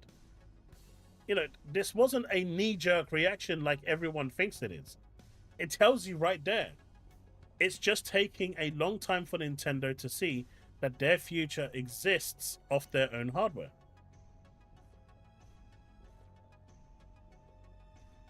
So, you know, I just don't get it. These people are constantly on it, but for all the wrong reasons. And then, of course, you got D-Batch over here. It's just 4 games. When Microsoft, I mean, it was obvious that Microsoft never said it was 4 games. They said, we're going to deal with these 4 games, and that's it. Don't expect more. We will see what it means for the business. Now, anyone that speaks business will tell you that when someone says we will see what it means for the business, and then, you know, look at what's next, that's telling you that, hey, if these games make us record profits or a lot of money, we're going to do more because we're a business and we like money. Now, if all 4 of those games bombed hard and they didn't sell at all, that would have been the end of it. We wouldn't have seen another, I don't think we would have seen another PlayStation, Xbox game on PlayStation. But Sea of Thieves done phenomenally well. Hi-Fi Rush did very decent. Pentiment just didn't do anything. And Grounded, I think, just kind of withered away. But those 2 games did really well. And so that opened up a market for them. An avenue to bring in more money on games that simply they've had for a long time that ain't going to do anything.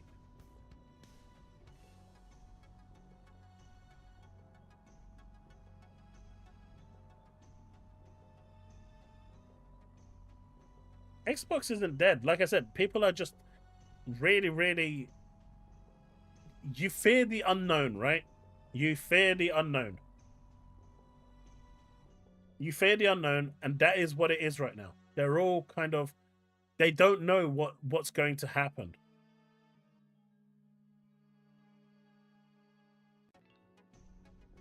I wouldn't pay £1,000 for any next generation hardware. At that point, I'll spend that grand and buy myself a graphics card and my PC will be just fine. If the next hardwares are $1,000, I think I'm out. That's just too much money for a console. Considering those games are going to cost $80 each soon as well, possibly $100 each, you know, it ain't it.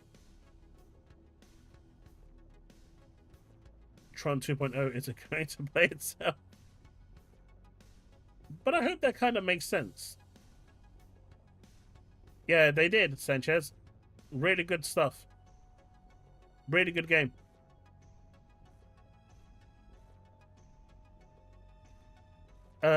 Is it a good game? Absolutely, Sanchez. It is phenomenal.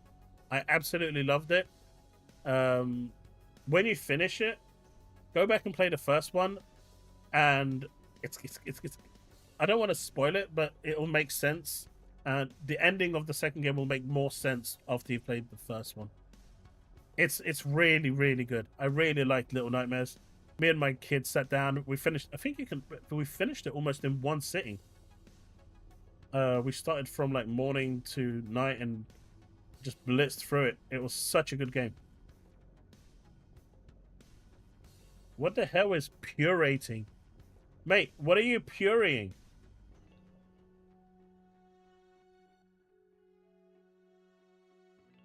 What is wrong with you?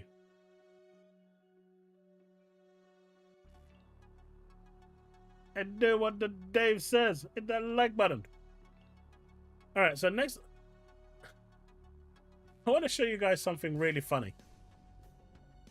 Right, because this was pretty impressive. Right? You all with me with this one? So there's this guy called William R. Aguilar. And he really likes PlayStation. I'm guessing he also really likes... Wait, where the hell is that coming from? No. I'm guessing he really likes nibs as well. Nora, can you smell that? Hmm? It is. What are you doing? Oh, so that's the smell. You know you're coming out on camera.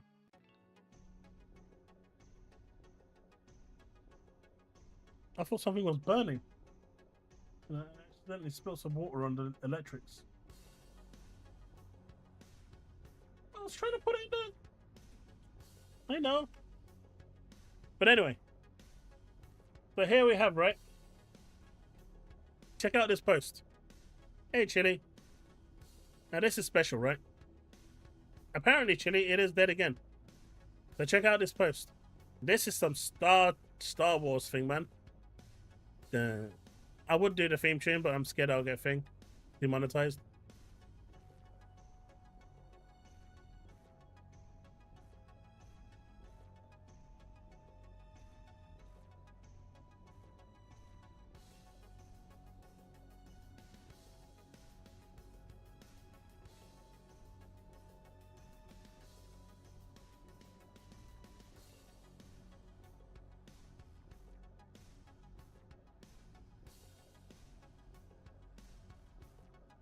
And so this is what he actually said. And Bags, this is what he actually said. The first tweet, the fixed hardware of console enables superior optimization compared to the variable configurations of PC. That was...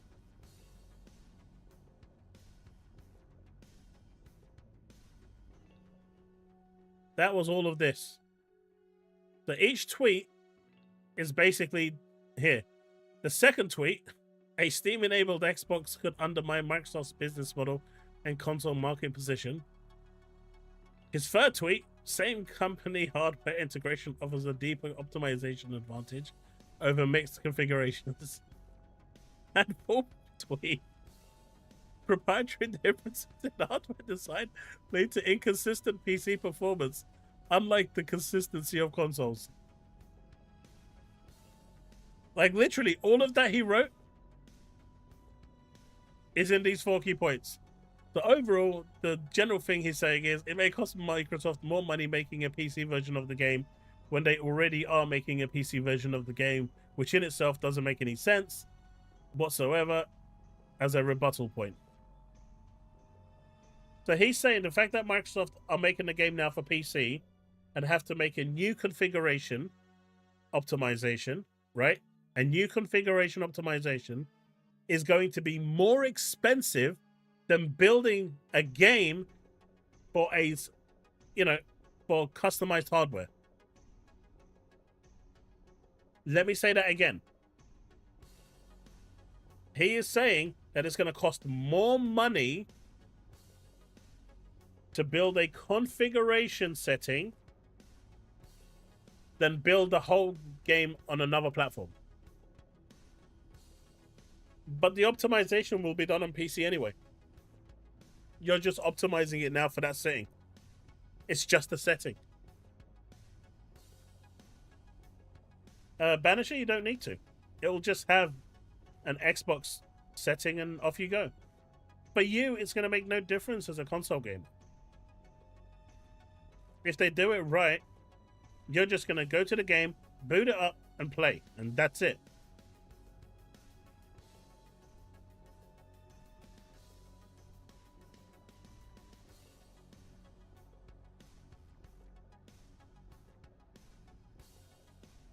But all of that for this? Come on, man. That's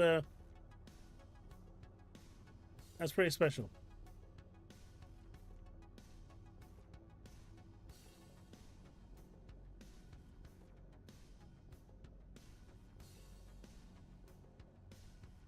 By the way, I also found something else. You know, after I know we're going back to the Laura thing a little bit, but I also found this from a year ago. Basically, keep in mind of what she said, that consoles are the way forward, right? and a standalone console is the way you sell your console. So she said, even, you know, in theory, that means everything just works. You don't have random software impacting the game, easier to develop and test. I'm not sure consoles have a future.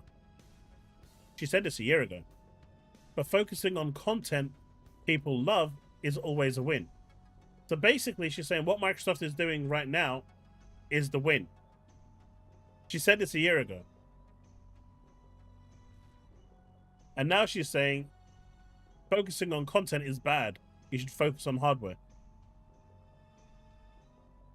I leave the rest to you, man. I leave the rest to you on that one.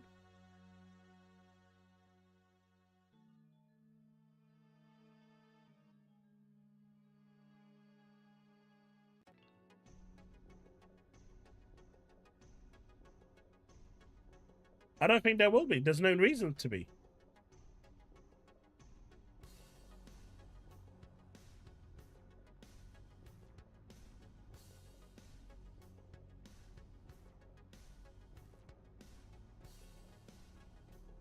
Right now, with existing Series X and S games, I think that, you know, it will definitely play those.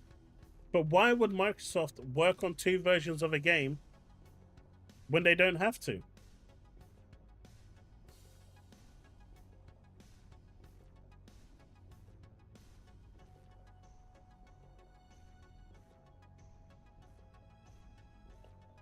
She wants that DCG money? I mean, come on, it doesn't make sense, right? Just a year ago, she was saying that consoles have no future. And focusing on content is the way to go. So Microsoft is focusing on content, still delivering hardware, but is definitely focusing on content. But now Xbox bad? Xbox doomed? Xbox is dead? Really?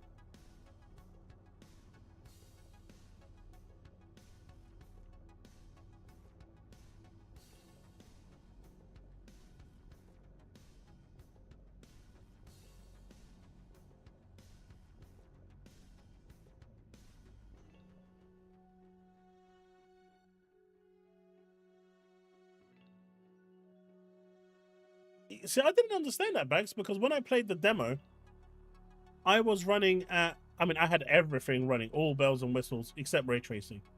Because I've got a 30 series graphics card, you need hardware for hardware ray tracing to run ray tracing properly. But I had everything running on Ultra, and I was running between 55 and 65 constantly.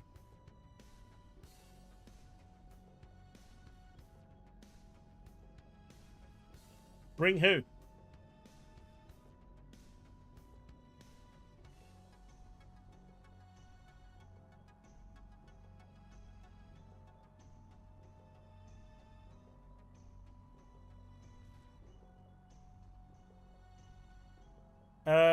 Sanchez, yeah, all games are developed on PC first. Laura, I don't think she's going to go to anyone's show at this point. And I don't blame her, to be honest. The one thing I do feel sorry about for Laura is that what you're seeing here, and I do, you know, I do feel bad because I'm sure this is going to happen, and I really hope that it doesn't, right? But people are going to start digging up into her past and digging up her comments, and I really hope people don't go that far. It's not that serious. She made a video, people disagreed with it. You've got the PlayStation fans agreeing with it because, let's face it, they will agree with absolutely everything, you know. But it's not that serious, right? We're just here having a talk, having a discussion, but I know that she's probably not going to be thing. So I really hope that doesn't happen, but my faith eludes me into thinking that, you know, it is going to happen. But I really hope it doesn't.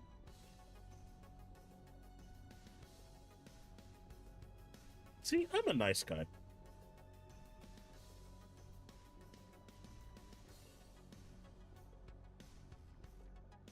No, I think I was. I mean, the only part that I actually genuinely, you know, after I published it, there was one aspect of the video which, if I could go back and change it, I would. right? There was only one aspect that I would change, and that is when I said, "Come on, lady." I regret that because that's just, it was a spur of the moment kind of on the roll thing, but I would have preferred if I was a bit more respectful and used the name rather than saying lady. That was the only part that I actually genuinely regret in that video.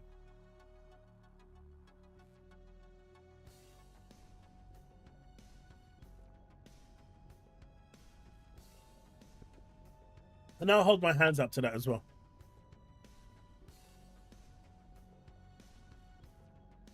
I think I've suffered enough with this. All right, that's there now. No more pirate. I'm done. At least until the next 5 bomb.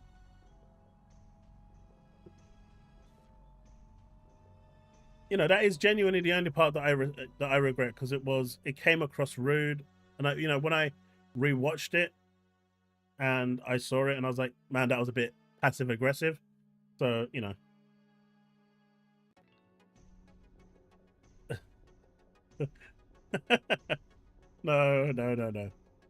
That's the only part that I regret in that video. Otherwise, I think I was quite respectful throughout that video.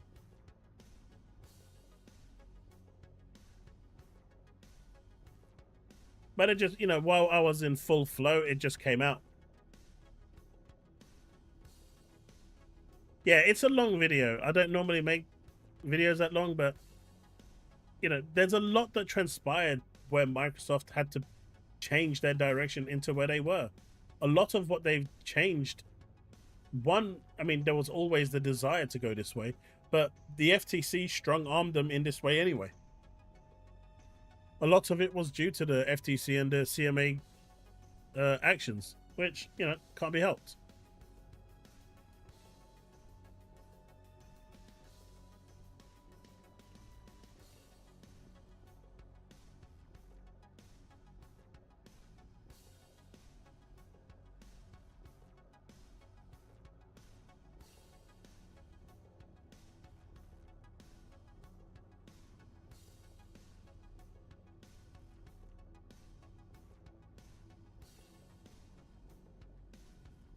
I don't know.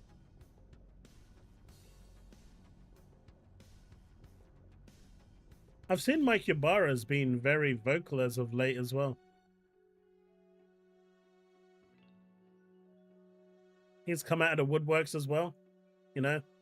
Anything Xbox bad and he's there. So, how people take him seriously, I'll never understand.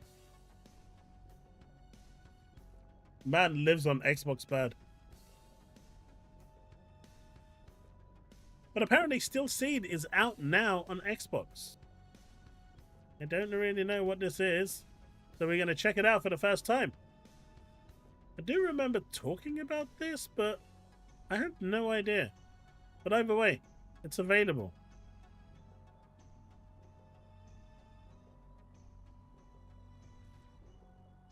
Actually, it doesn't look too shabby. Might interest someone. Might check it out. A solid tribute to the Uncharted... What? A solid tribute to the Uncharted and Star Wars Jedi series. Interesting.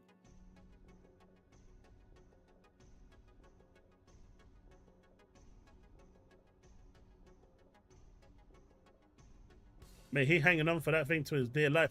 Mate, dude's got lightsabers. I see the tribute now. Wait. Isn't that the general?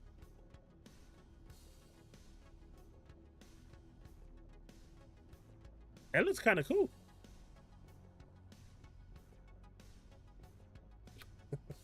Why do you want me to play Call of? Why? Why? Look, I'm showing you good games that you didn't know that were coming out. That you know, now is available on Xbox. I'm doing you guys a favor. Why? I mean, at least it's not The Walking Dead.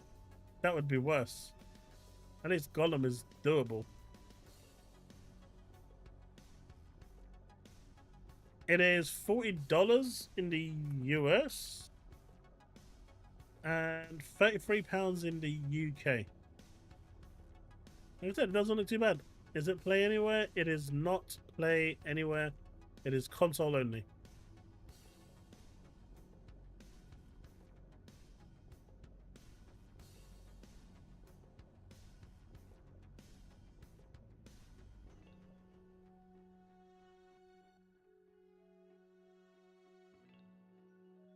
Man, you do your dog walking quite late, but enjoy, dude. Enjoy. Play Gollum tomorrow? No, I need to do some stuff tomorrow. I'm tough.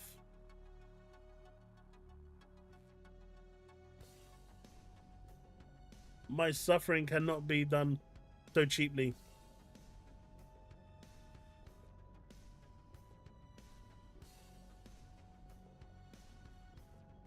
Not so cheaply.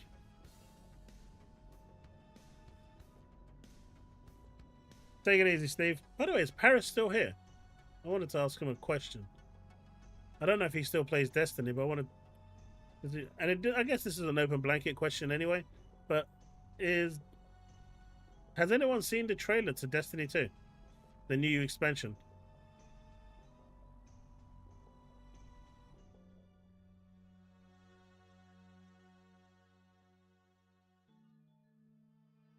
Just wanted to see what your thoughts were on it.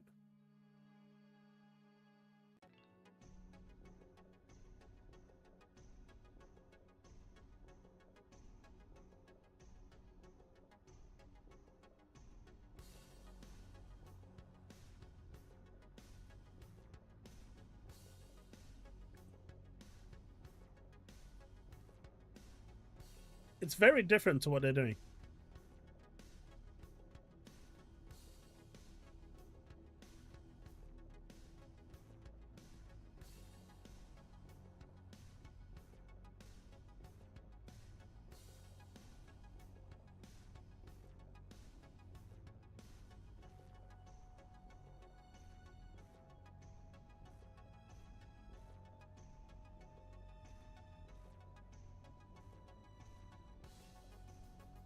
I'm not sure, Start. But one thing you will find in business is that if you screw up bad enough, no one is irreplaceable.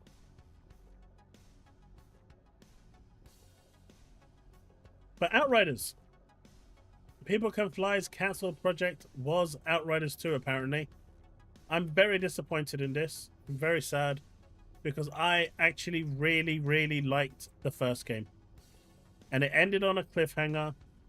And just like a game that I really enjoyed, Forspoken, another game that probably will never get a sequel, that ended on a cliffhanger, we'll never see the ending of the story. What do you think of that, chat? Where games end on a cliffhanger with the prospect of a sequel, but then, and you really enjoy the game, but then that sequel unfortunately never materializes. Do you think a short OVA should be done, like, I don't know, an hour-long OVA, to kind of finish the story and wrap it up? Do you think companies should do that?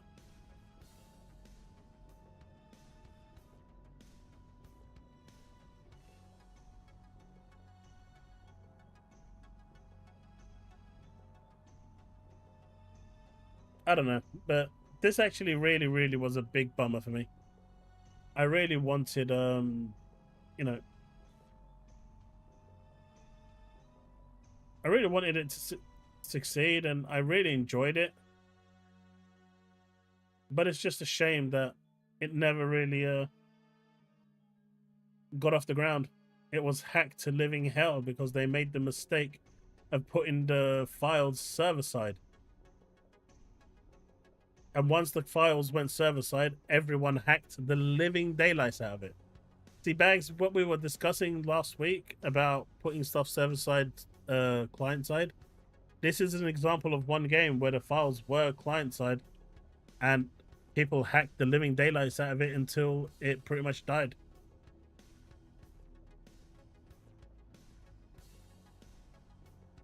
Well, a cliffhanger ending is not a good ending.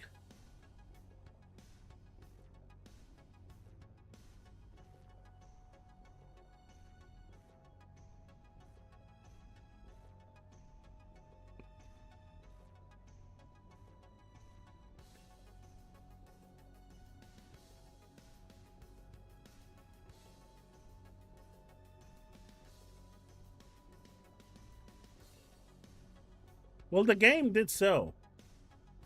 Unfortunately, they were kind of screwed over with the contract. So they signed a deal with Microsoft to put the game on Game Pass. And then Square Enix went and superseded that with a... No, they signed a deal with Microsoft to sell a certain number of copies, I believe it was. Or with Square Enix. No, that's it. They signed a deal with Square Enix to sell a certain number of copies. Square Enix then went and made a deal with Microsoft and put that game on Game Pass. That instantly cannibalized the sales, and they didn't meet the quota, and so they didn't get paid. I got there in the end.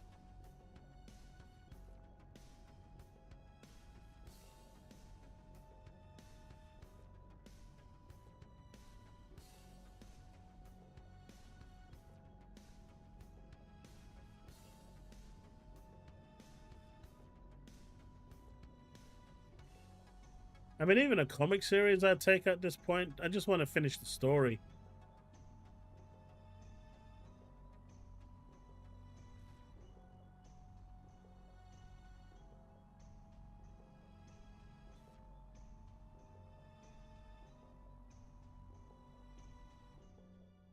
Right?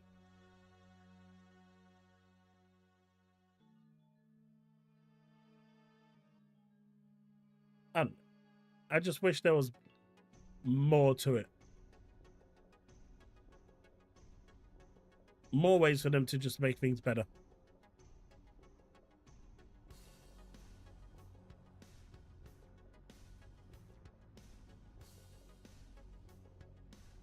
Sega President Shuji Utsumi says reviving Sega will be the greatest achievement of his career.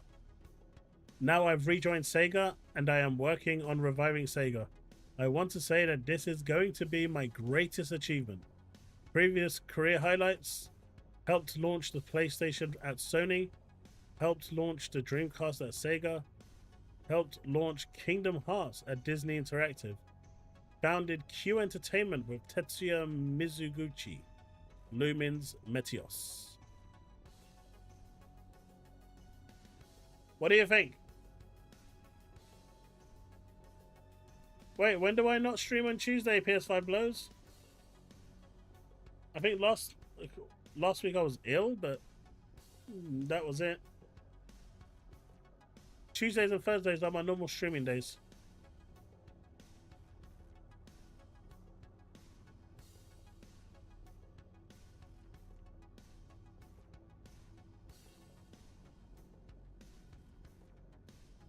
I know, right?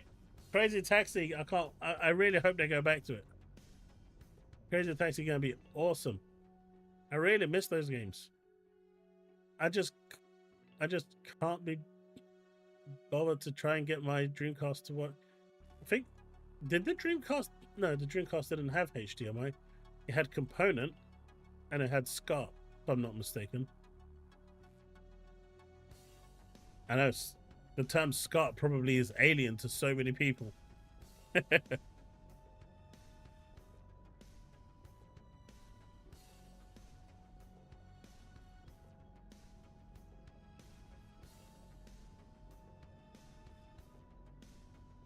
We can only hope and dream, Bags. We can only hope and dream. I would love so many Sega games to come out.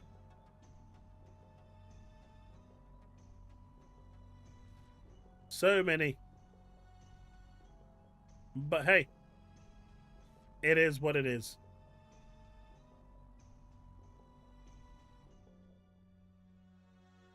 Was there anything else anyone wanted to talk about?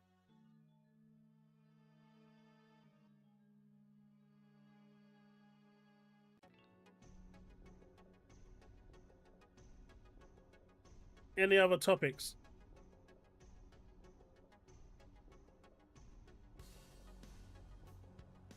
Because I've reached the end of mine. I think I've covered everything I wanted to talk about today. But yeah, that situation with Laura was just no bueno, man. No bueno. If anyone is interested in the Nier series, phenomenal games. Apparently they're 60% off on Steam. I assume they're going to be available on consoles as well in terms of sales. So check them out. Really good games. Nightshade was a definite downgrade. Am I playing Gollum? With the right incentive, gaming. With the right incentive. You guys want to see me suffer? I need the right incentive to suffer. The last Sonic game wasn't that bad, was it, Punisher?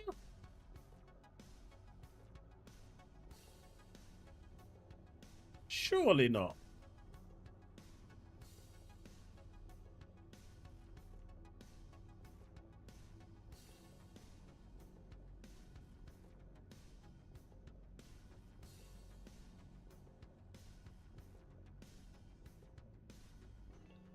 Check DMs, you say.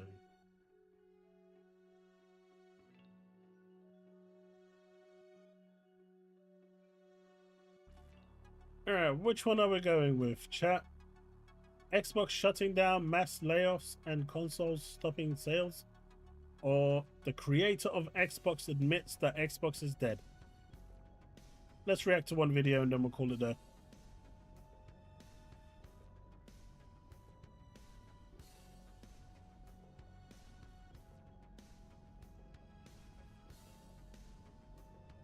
Option 2. Remember, Nier is a great game. You should totally go and check it out.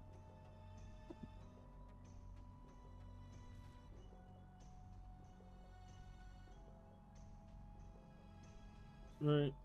Desktop is there. So we're good. You probably want to be able to see what I'm looking at, so that might help. Alright. The creator of Xbox admits that Xbox is dead. I mean, this was bang on cue. Wait, what is the actual date of this? 1 day. Okay. Okay.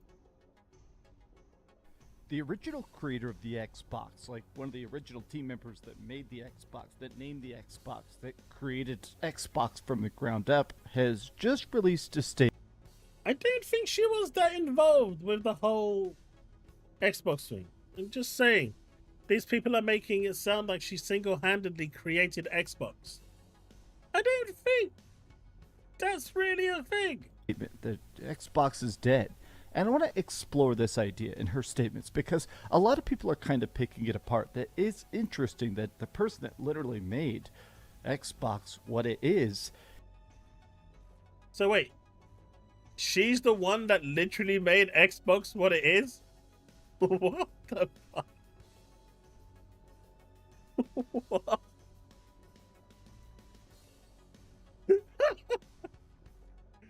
Oh man. I'm guessing right now he has a god complex towards her. You know, he must see her as some divinity, as some deity that he worships. What is he even talking about? She is responsible for what? Is now finally just saying it's done. The idea of the hardware, the mission, the experiment of Xbox, it's clearly over. But I want to talk about this today because meanwhile, there's a new console coming. So it's really over, chat. It's really over. When Microsoft turn around and say there's no more hardware coming, then it's over. But they haven't said that. And until they say that, it's not over.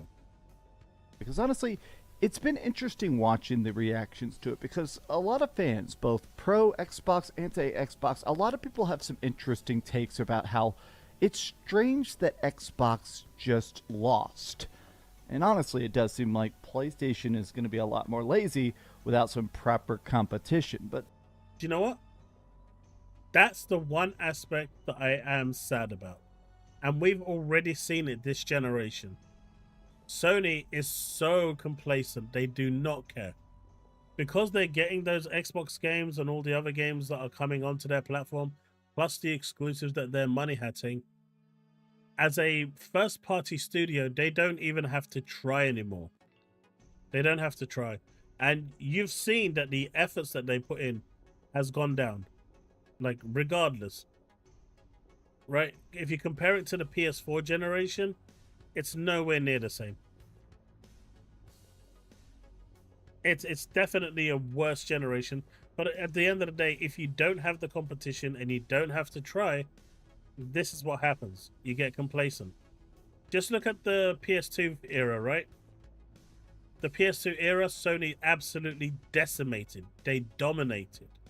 Then the 360 came, and PS3, and Sony didn't even bother trying for the first half of the year because they thought they could pretty much curtail it.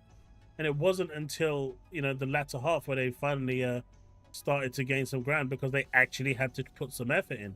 And with the PS4, they absolutely put all the effort in, and you saw that with the way those games were just coming out time after time. But with the PS5, they've hit that PS3 era of complacency again. Unfortunately, there isn't really anything there to make them go, hey, you better put your foot on that gas because we're coming. So, you know, he's right there. let's get into it. Hi, hope you're having a great day. I am Dreamcast Guy, and if you could please give this video I was about to say he didn't put the controller up. I was about to be genuinely disappointed. I love how he always picks up an Xbox controller too. a like and subscribe if you haven't already.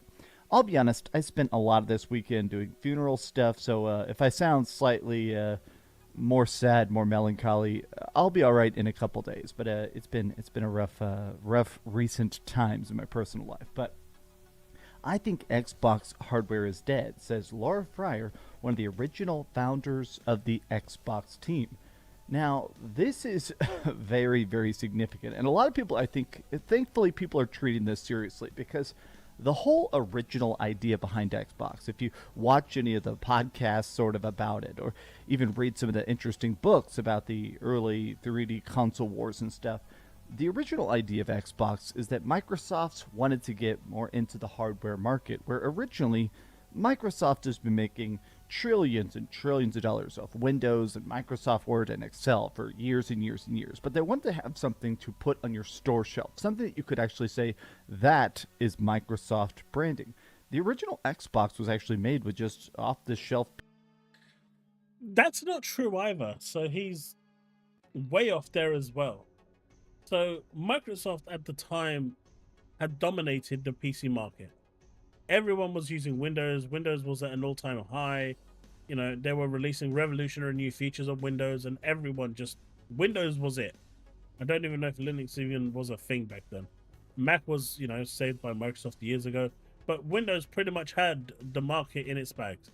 But the one thing that they didn't have was your living room. That pretty much solely belonged to Sony. And what Microsoft feared at the time was that, well, you know, they're using a Linux operating system in their living room. What if one day that becomes a mainstream thing? And so they wanted to challenge that and make it a Windows-based system in your living room as well. And that's why they went into the console business, to kind of maintain a Windows-first kind of, I guess, monopoly. PC parts. The name of it was originally going to be the Direct Xbox because it ran on DirectX. And so it's interesting that all that raw ingenuity, that raw, well, passion, in my opinion. Mate, I don't even understand how he gets like all those views. I mean, clearly my videos are absolutely amazing, brilliant. Like, they are la creme de la crop. I've seen your videos, they're amazing. Congrats on that 1.1k subscribers as well, dude. But It's crazy. It's crazy. Seems to have completely disintegrated Not views, followers, subscribers. In that short amount of time. over the course of even the last couple of years. But I don't love watching all the value that I helped create slowly get eroded away. Now, a lot of people are talking about this because Xbox's pivot towards basically being third party, it's absolutely not going to work. I wanted to scroll down here. A lot of the comments are basically being like, it just feels like usual suspects will be here shortly with the. So here's the thing, right? He's looking at PlayStation fans who hate Xbox to see why they believe it's not going to work or why they know it's not going to work. Like what? Like, talk about surrounding yourself in the echo chamber of echo chambers.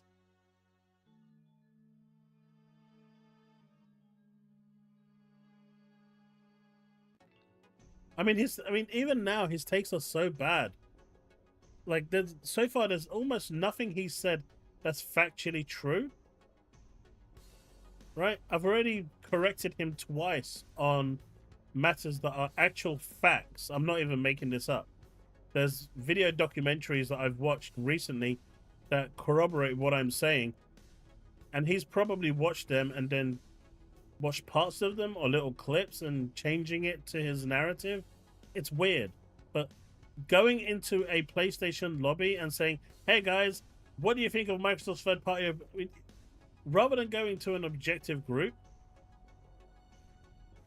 I'd say more like, I guess the best one would probably be PC at this point. Even they are a bit subjective, to be fair, but you're going to the worst bunch possible to try and get a response. And you know what's going to come from this. The clips that distract them from the grim reality of what has become of Xbox hardware. Total denial. What value? If everything is an Xbox, then nothing is an Xbox. Xbox has become an app, like cloud gaming. I do believe that closing the gap between PC and console is a good idea, but this isn't the way to do it. Now, one of the things that Xbox has really been pushing is this idea of everything is an Xbox. Your cell phone, a VR headset, your controller, your TV, everything is an Xbox. Well, the controller can't be an Xbox because it can't run games. Again, just why? Why would the lies? The current series consoles have outsold OG Xbox. Yeah, that probably...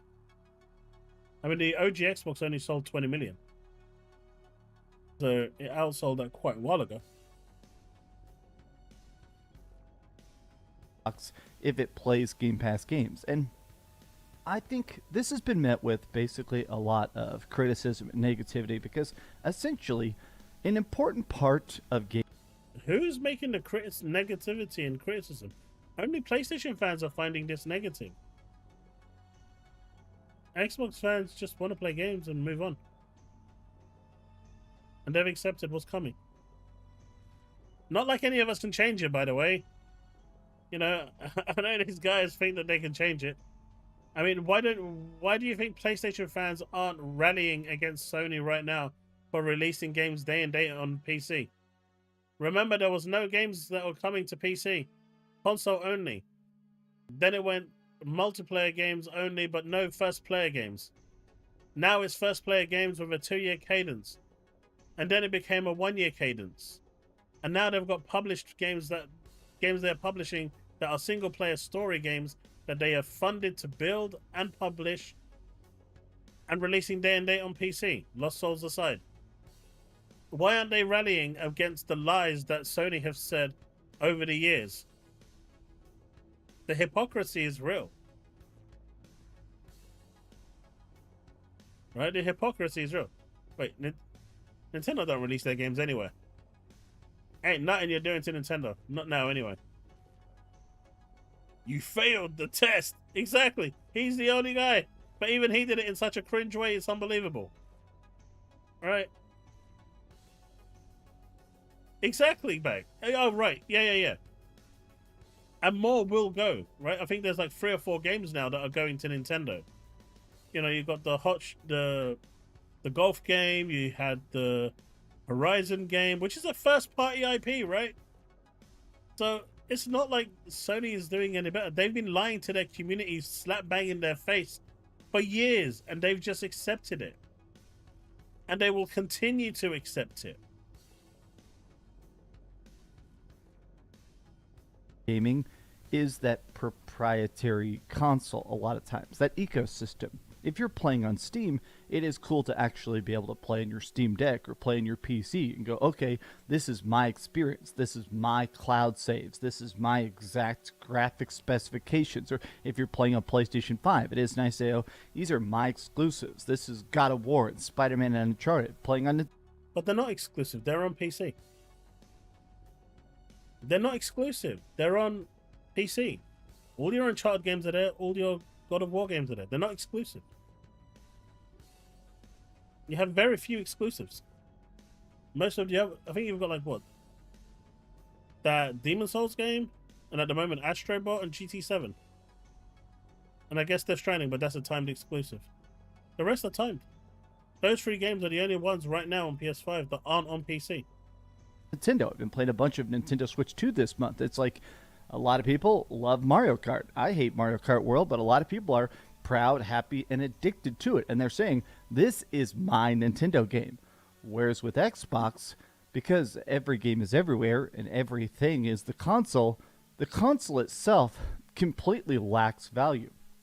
One of the founding members of the Xbox team has been questioning Xbox's multi-platform strategy, and they said they believe the Xbox hardware is effectively dead.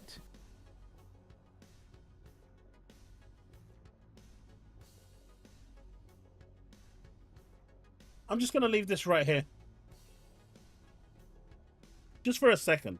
I know there's no music playing in the background or very light, but I'm just going to leave that there right there and just show how Laura contradicted herself so badly.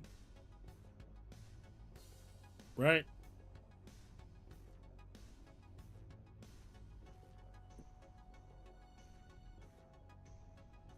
Right? I'm not sure consoles have a future, but focusing on content people love is always a win. But now that's a bad thing. Focusing on content is a bad thing. Gotta love it when contradiction hits a whole new high. And let's not forget this lovely nugget here too, right? Let's not forget this lovely nugget here too, where she left Microsoft because she felt that women weren't being given a fair chance to get promoted. So her frustration at Microsoft has been going on for quite some time.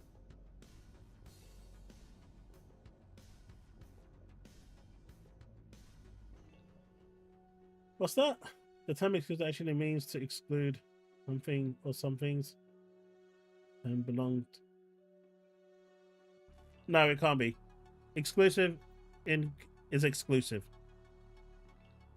Otherwise, it's not exclusive. I know you want to move the goalposts, Andrew, but come on, let's not be silly. Exclusive is exclusive. It can't belong to multiple people and then still be exclusive. So wait, so that means Horizon Lego is exclusive to Nintendo and exclusive to Sony and PC. Come on, that's just dumb. All right?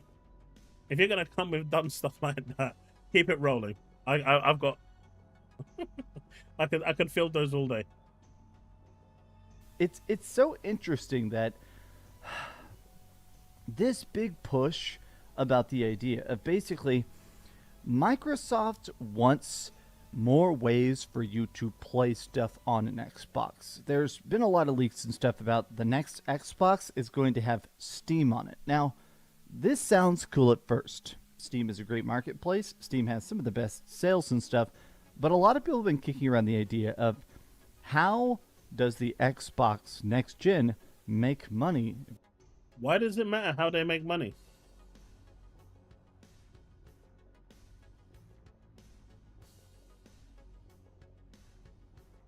How does it make money? I mean, why does it matter how it makes money?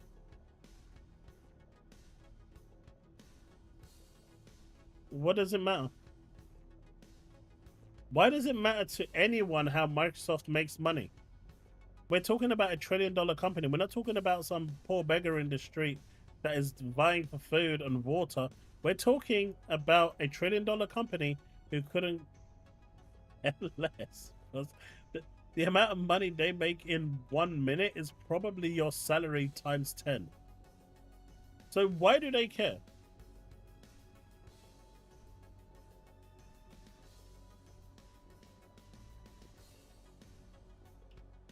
Horizon is Sony's IP. If Sony said no, it's no. And do you know how I know this?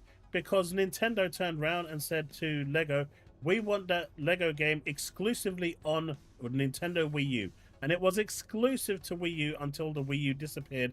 And once the Wii U disappeared, then they released it on other platforms. But until the Wii U existed, it was exclusive to Nintendo. So if Nintendo can do it, Sony can as well. But Sony decided, we're just going to let our game go to someone else. It's that simple. There's no reason to sugarcoat it or try to lie about it or do anything, Andrew. They literally just said, you can have it. One of our prized IPs, you can have it. And that's what happened.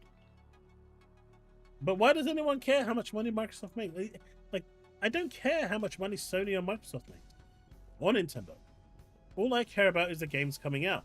And that should be the focus of what gamers want, right? If it's not selling Xbox games, or if it's not selling games to the Xbox marketplace. The way that every system works is essentially that when you buy stuff, when you actually purchase a console, it's not just about buying PlayStation games. It's not even just about buying the PlayStation itself or the PlayStation controllers.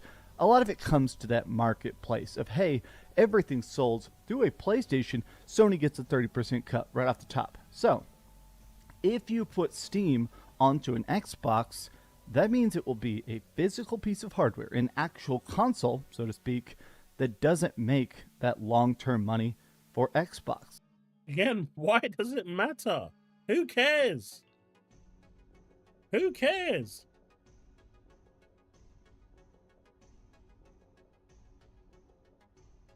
Like, literally, who cares? And people have been pitching an important question.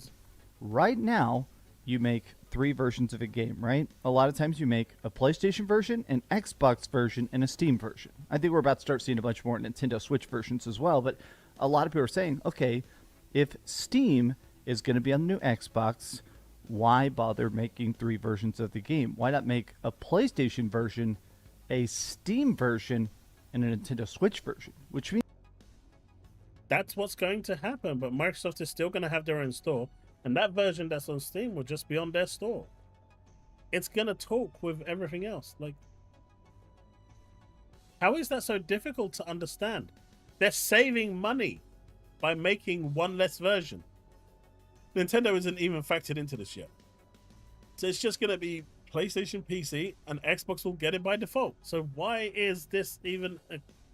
I mean, so saving money now is bad as well? So them not making the 30% is bad, but saving money is bad as well? Mate, these guys are stupid.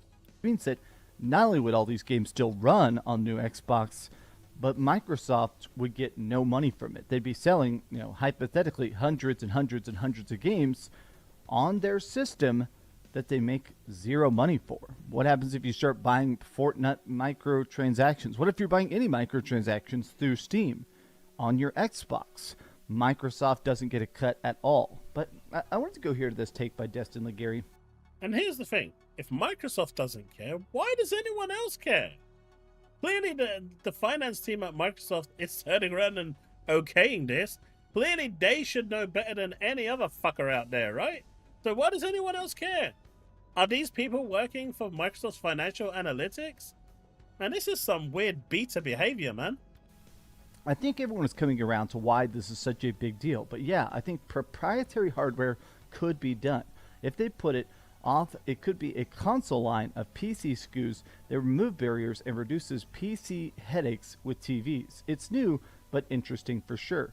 Now, this is the thing is, I do think the first company to really figure out high-end micro PCs is going to make billions and billions and billions of dollars. I know some companies have done it here and there successfully, but there has been this growing need, in my opinion. Maybe it's just inside my bubble of the internet, but it does seem like there's this big desire to have tinier console versions of PC. The ability to still customize your graphics, upgrade stuff. It is cool, the idea of having a micro PC so you can still swap out parts of it and stuff, but something you can predominantly play on the couch. You still hook it up to a TV the exact way you would with anything else, and you play it straight on the screen.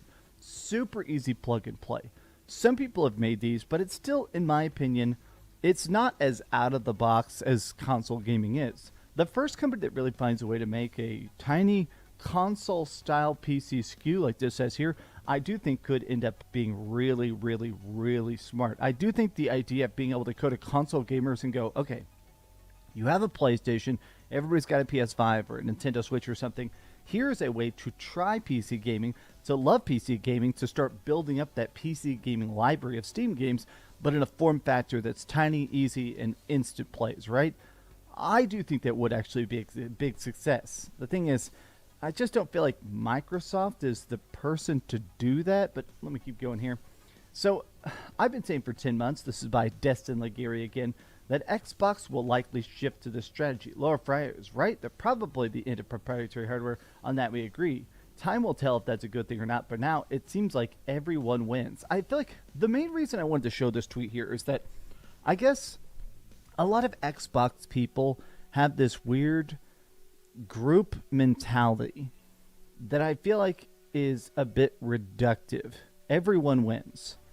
Xbox loses. If Xbox is not selling Xbox games, if Xbox is not selling anything on an Xbox, and if they're not selling any Xbox hardware, I do think that measurably they're going to start doing mass layoffs. They're going to start closing studios. They're going to start having this problem where the profit margins get so deep into the red you can't catch up. I do feel like everyone wins from a gaming standpoint, but what happens when we just stop getting Xbox games? What happens when Xbox is just so unprofitable because everything's on Steam and zero things are actually on the Xbox console, and taking stuff and selling it on PlayStation 5 stops being able to break even? What happens when we don't get any more Elder Scrolls? What happens if we don't get any more Gears of War or Halo? That to me is my worry, is that... But why wouldn't there be? I mean, the games are going to go multi-platform, so... Wait, is he now saying that PlayStation gamers aren't interested in Elder Scrolls and PC gamers aren't interested in Elder Scrolls? I mean, it's going to be on Game Pass, and Xbox gamers are going to play through Game Pass, 9 out of 10 of them. But if he's now saying that Elder Scrolls isn't going to sell on PlayStation and PC, and that the only platform it could possibly sell on is Xbox, then maybe it doesn't have a future anyway. In the short run, everyone wins, but in the long run, how long can Xbox last without an actual ecosystem, closed or open? Now, this is what I actually wanted to look at. This is Mike Ibarra. This dude used to be the vice president of Microsoft, or one of the VPs at Microsoft, both at Windows and Xbox. This guy was way, way up, and then... So the guy that basically has a hate boner for Microsoft. Okay. Let's see what he has to say about the hate boner guy. He was formerly the president of Blizzard during the mergers to Activision and stuff. This guy knows Xbox literally inside and out. This guy has spent... He knows them so well that he ruined their streaming platform entirely. And then given the opportunity to... I don't know what happened with the second opportunity when Blizzard came, but dude got yeeted out pretty quickly. Yeah. No, DCG, this is not a good look, man. This whole video is full of lies, misconceptions, misinformation. And thousands of hours at the headquarters, right? Tough to see Xbox confused about who or what it is and what it should be. Some great people there still. They have to figure out what needs to change and fast. I'm a big fan and will always bleed green, cheering them from the... He will never bleed green. Dude's a liar. Dude has no love for Microsoft whatsoever. Sidelines.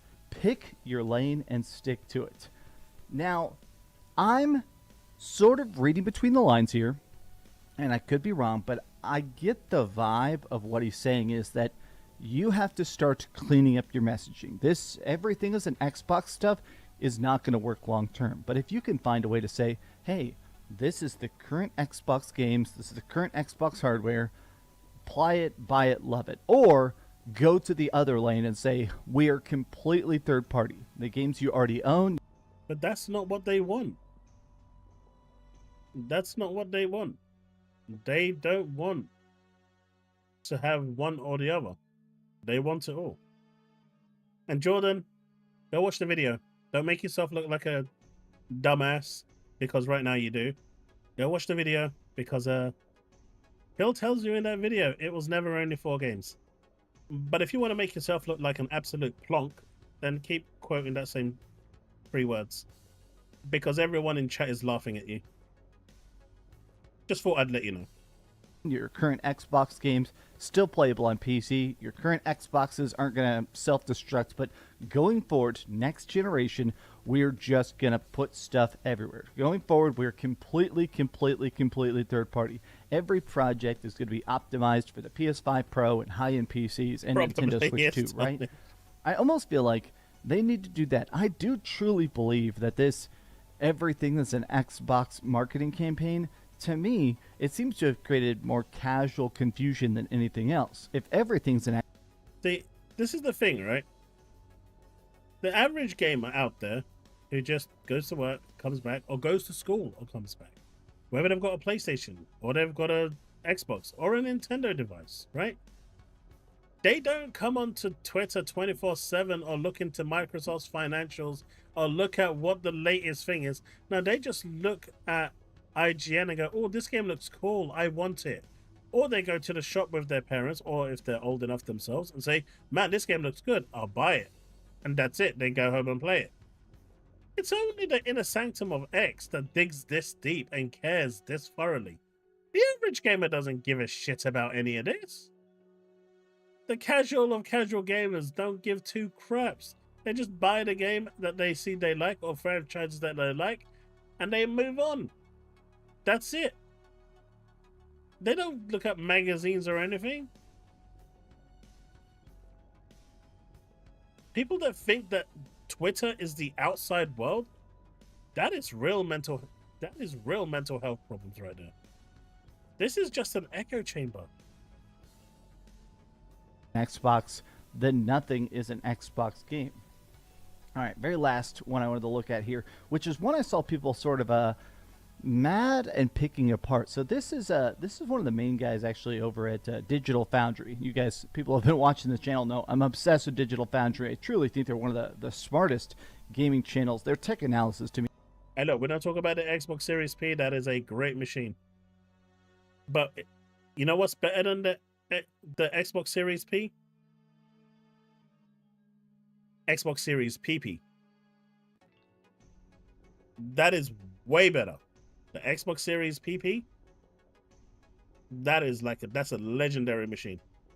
To me, it's just second to none. But I'm confused how a PC handheld is now an Xbox console. There has been this debate about the fact that the new Xbox app allows you to boot up Steam.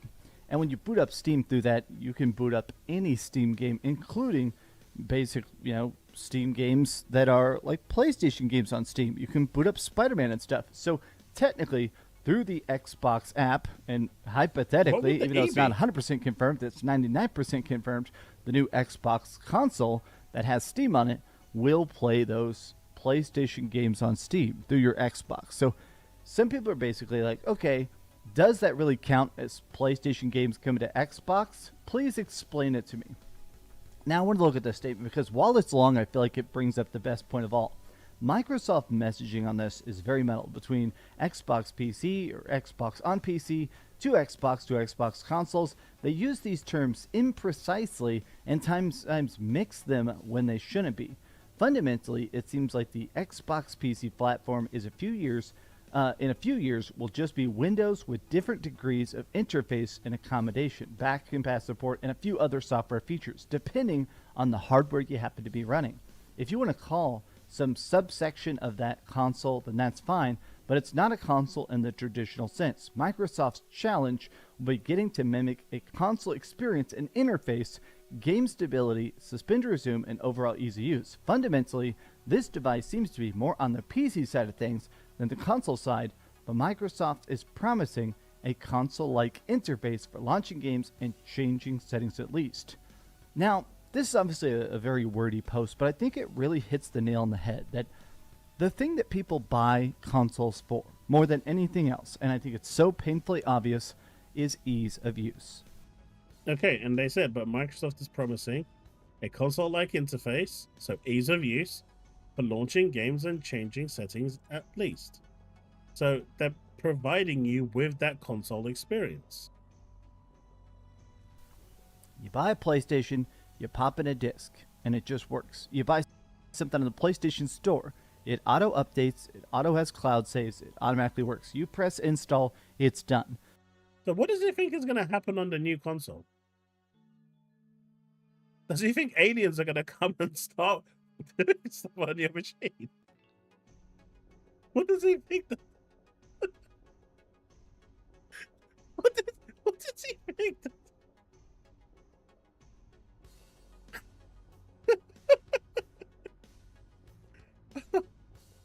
What does he think the new console is going to do? It literally says Microsoft is promising a console-like interface where you pop your disc in and it works. And even then, most games require you to install it onto your hard drive. If not all games now require you to install games onto the hard drive before they're ready to go. So that's going to be no different. You see a game under your store and you buy it and you go to click and play, it's just going to boot. So what's the difference? Yeah, the disk drive is probably going to be sold separately. Mate, I don't know how I attract them. You can change. And the funny fact is, my stream is predominantly only talking about Xbox. I barely talk about PlayStation unless people want me to react to content from DCG. I barely talk about PlayStation anymore. It's not worth it. There's a lot of information for me to talk about on Xbox. I guess they've got no news bags. That's why they keep coming here. Change things from I prefer performance or I know, Brian. I haven't bought a physical game in... I can't remember when. I can't remember. Honestly. Actually, Final Fantasy VII Rebirth was the last one I bought. That's still in its shrink wrapping because I've got it digitally as well. That's just going to stay there in my collection.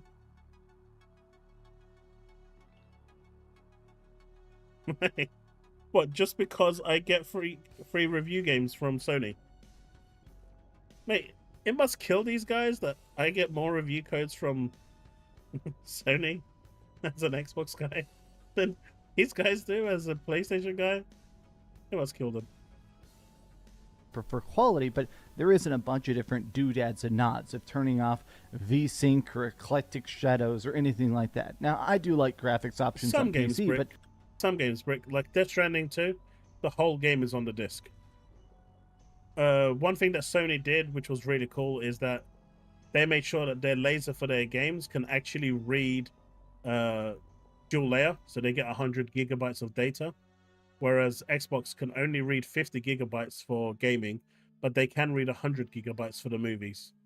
So, yeah, that's why you're seeing more games released with codes. Otherwise, it'd have to be on 2 discs on Xbox. So that was one thing Sony did well, but you know, they also created Blu-ray, if I'm not mistaken. I'm pretty sure they did. Too hot. Can't think straight.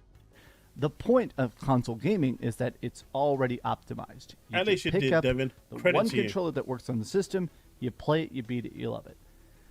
Whereas this whole mixing and matching, everything's a console, everything's a PC, everything is Steam, everything is ready to go, everything is ready to be customized. It's puts them in a strange spot where it's an Xbox console that seems to be trying to be such a wide net they're throwing. I don't think they're going to hit anything at all. Of course you're not going to think they're going to hit anything at all. If you actually thought of one thing that was positive about Xbox, God forbid Armageddon, Ragnarok, and the end of times would happen all at the same time. Mate, the skies would be turning red by now if you thought a positive thing would be happening to Xbox. Jesus Christ. But these are just... Okay, that's the end of that video. Yeah, this video was so shit. I can't believe I wasted all that time. It was full of so much misinformation. It's unbelievable. But you know what's not unbelievable? These two games are really good. They're pretty much available on everything. I'm pretty sure their sale is on other consoles as well. I think that you can't buy it on Nintendo, but you can on Xbox and PlayStation. I love these games. Really, really good games. Go check them out. I might actually buy them on PC again just to replay them.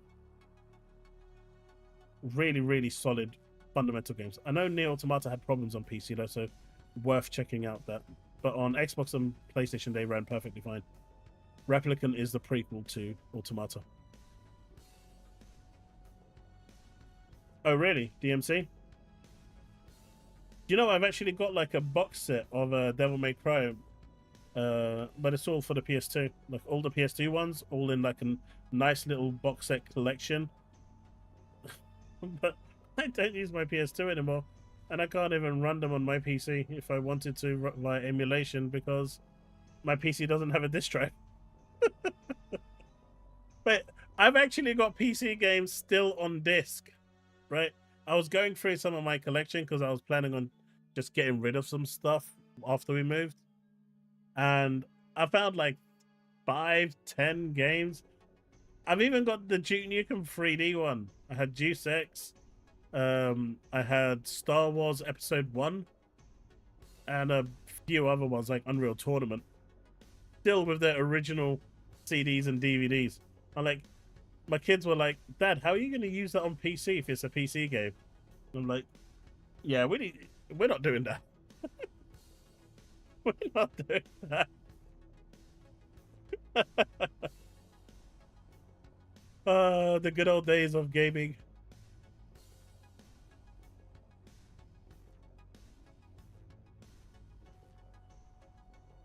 No, I'm good.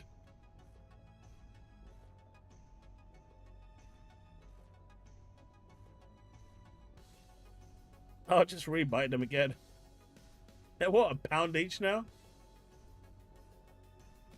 I know, but it'll be cheaper to buy those 5, 6 games. And I had a slot drive before, and it didn't. I bought one for like 10-15 quid. It didn't work very well. But you know what I'm really getting excited into before I finish the stream? Warhammer. I've been watching this really cool kind of an hour-long document, like kind of TLDR going through the whole stuff. Man, the Warhammer series is really cool and interesting. And I finally got my kid actually interested in the tabletop stuff as well. So yeah, I'm genuinely excited to be jumping into Warhammer. I know it's really expensive, but at least the starter kit is like 35 quid. So that's not too bad. And we have like a workshop for Warhammer local to us, so we could always go there as well. So yeah, I don't know why I suddenly got an interest in Warhammer, but I started watching the lore and it was, man, it's so cool. How the war started in heaven, and man, the Necrons, they did them dirty, man. They did the Necrons dirty, and Necrons just said, screw you, we're coming back. And when they came back with Avengers and wiped out the... Oh.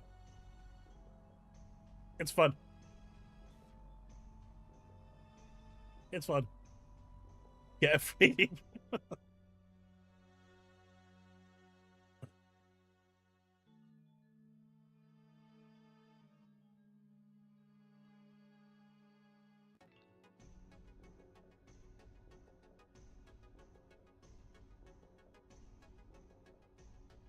I know, right, Brick? Those were the good old days. I'm jumping in late, but hey, who knows? Maybe I'll finally find something that's actually cool and fun about it. But yeah, you know, we're just going to dive into it. I'm really interested in where the lore is at the moment, and it seems quite fun. I'm going to dive into Space Marine. I'm at the point in the lore that the video I'm watching, they've just introduced the Space Marines and, you know, them as a faction to safeguard. Well, the Emperor created them. So, really, really fun stuff. I'm really enjoying learning more about it. But chat, considering I was only supposed to stream for an hour, it's been 3 hours. I think I'm going to call it a day here and go and chill out and try and get this heat wave over. I've had this fan on me for ages and the missus is looking at me like she's going to murder me. So I'm probably going to give her the fan and die myself in a puddle of sweat. So, with that in mind, everyone, don't fight over video games. It ain't worth it. Lying over video games, it ain't worth it. Trying to, do anything, manipulate people, it ain't worth it. Just have fun playing games. And I will see you either on Wednesday over at Twitch or on Thursday back here. And I might maybe be joined by Chili. Depends. He'll let me know if he can make it. All right, folks. That's it. I'm out. Peace out and remain legend. Have a good one, folks.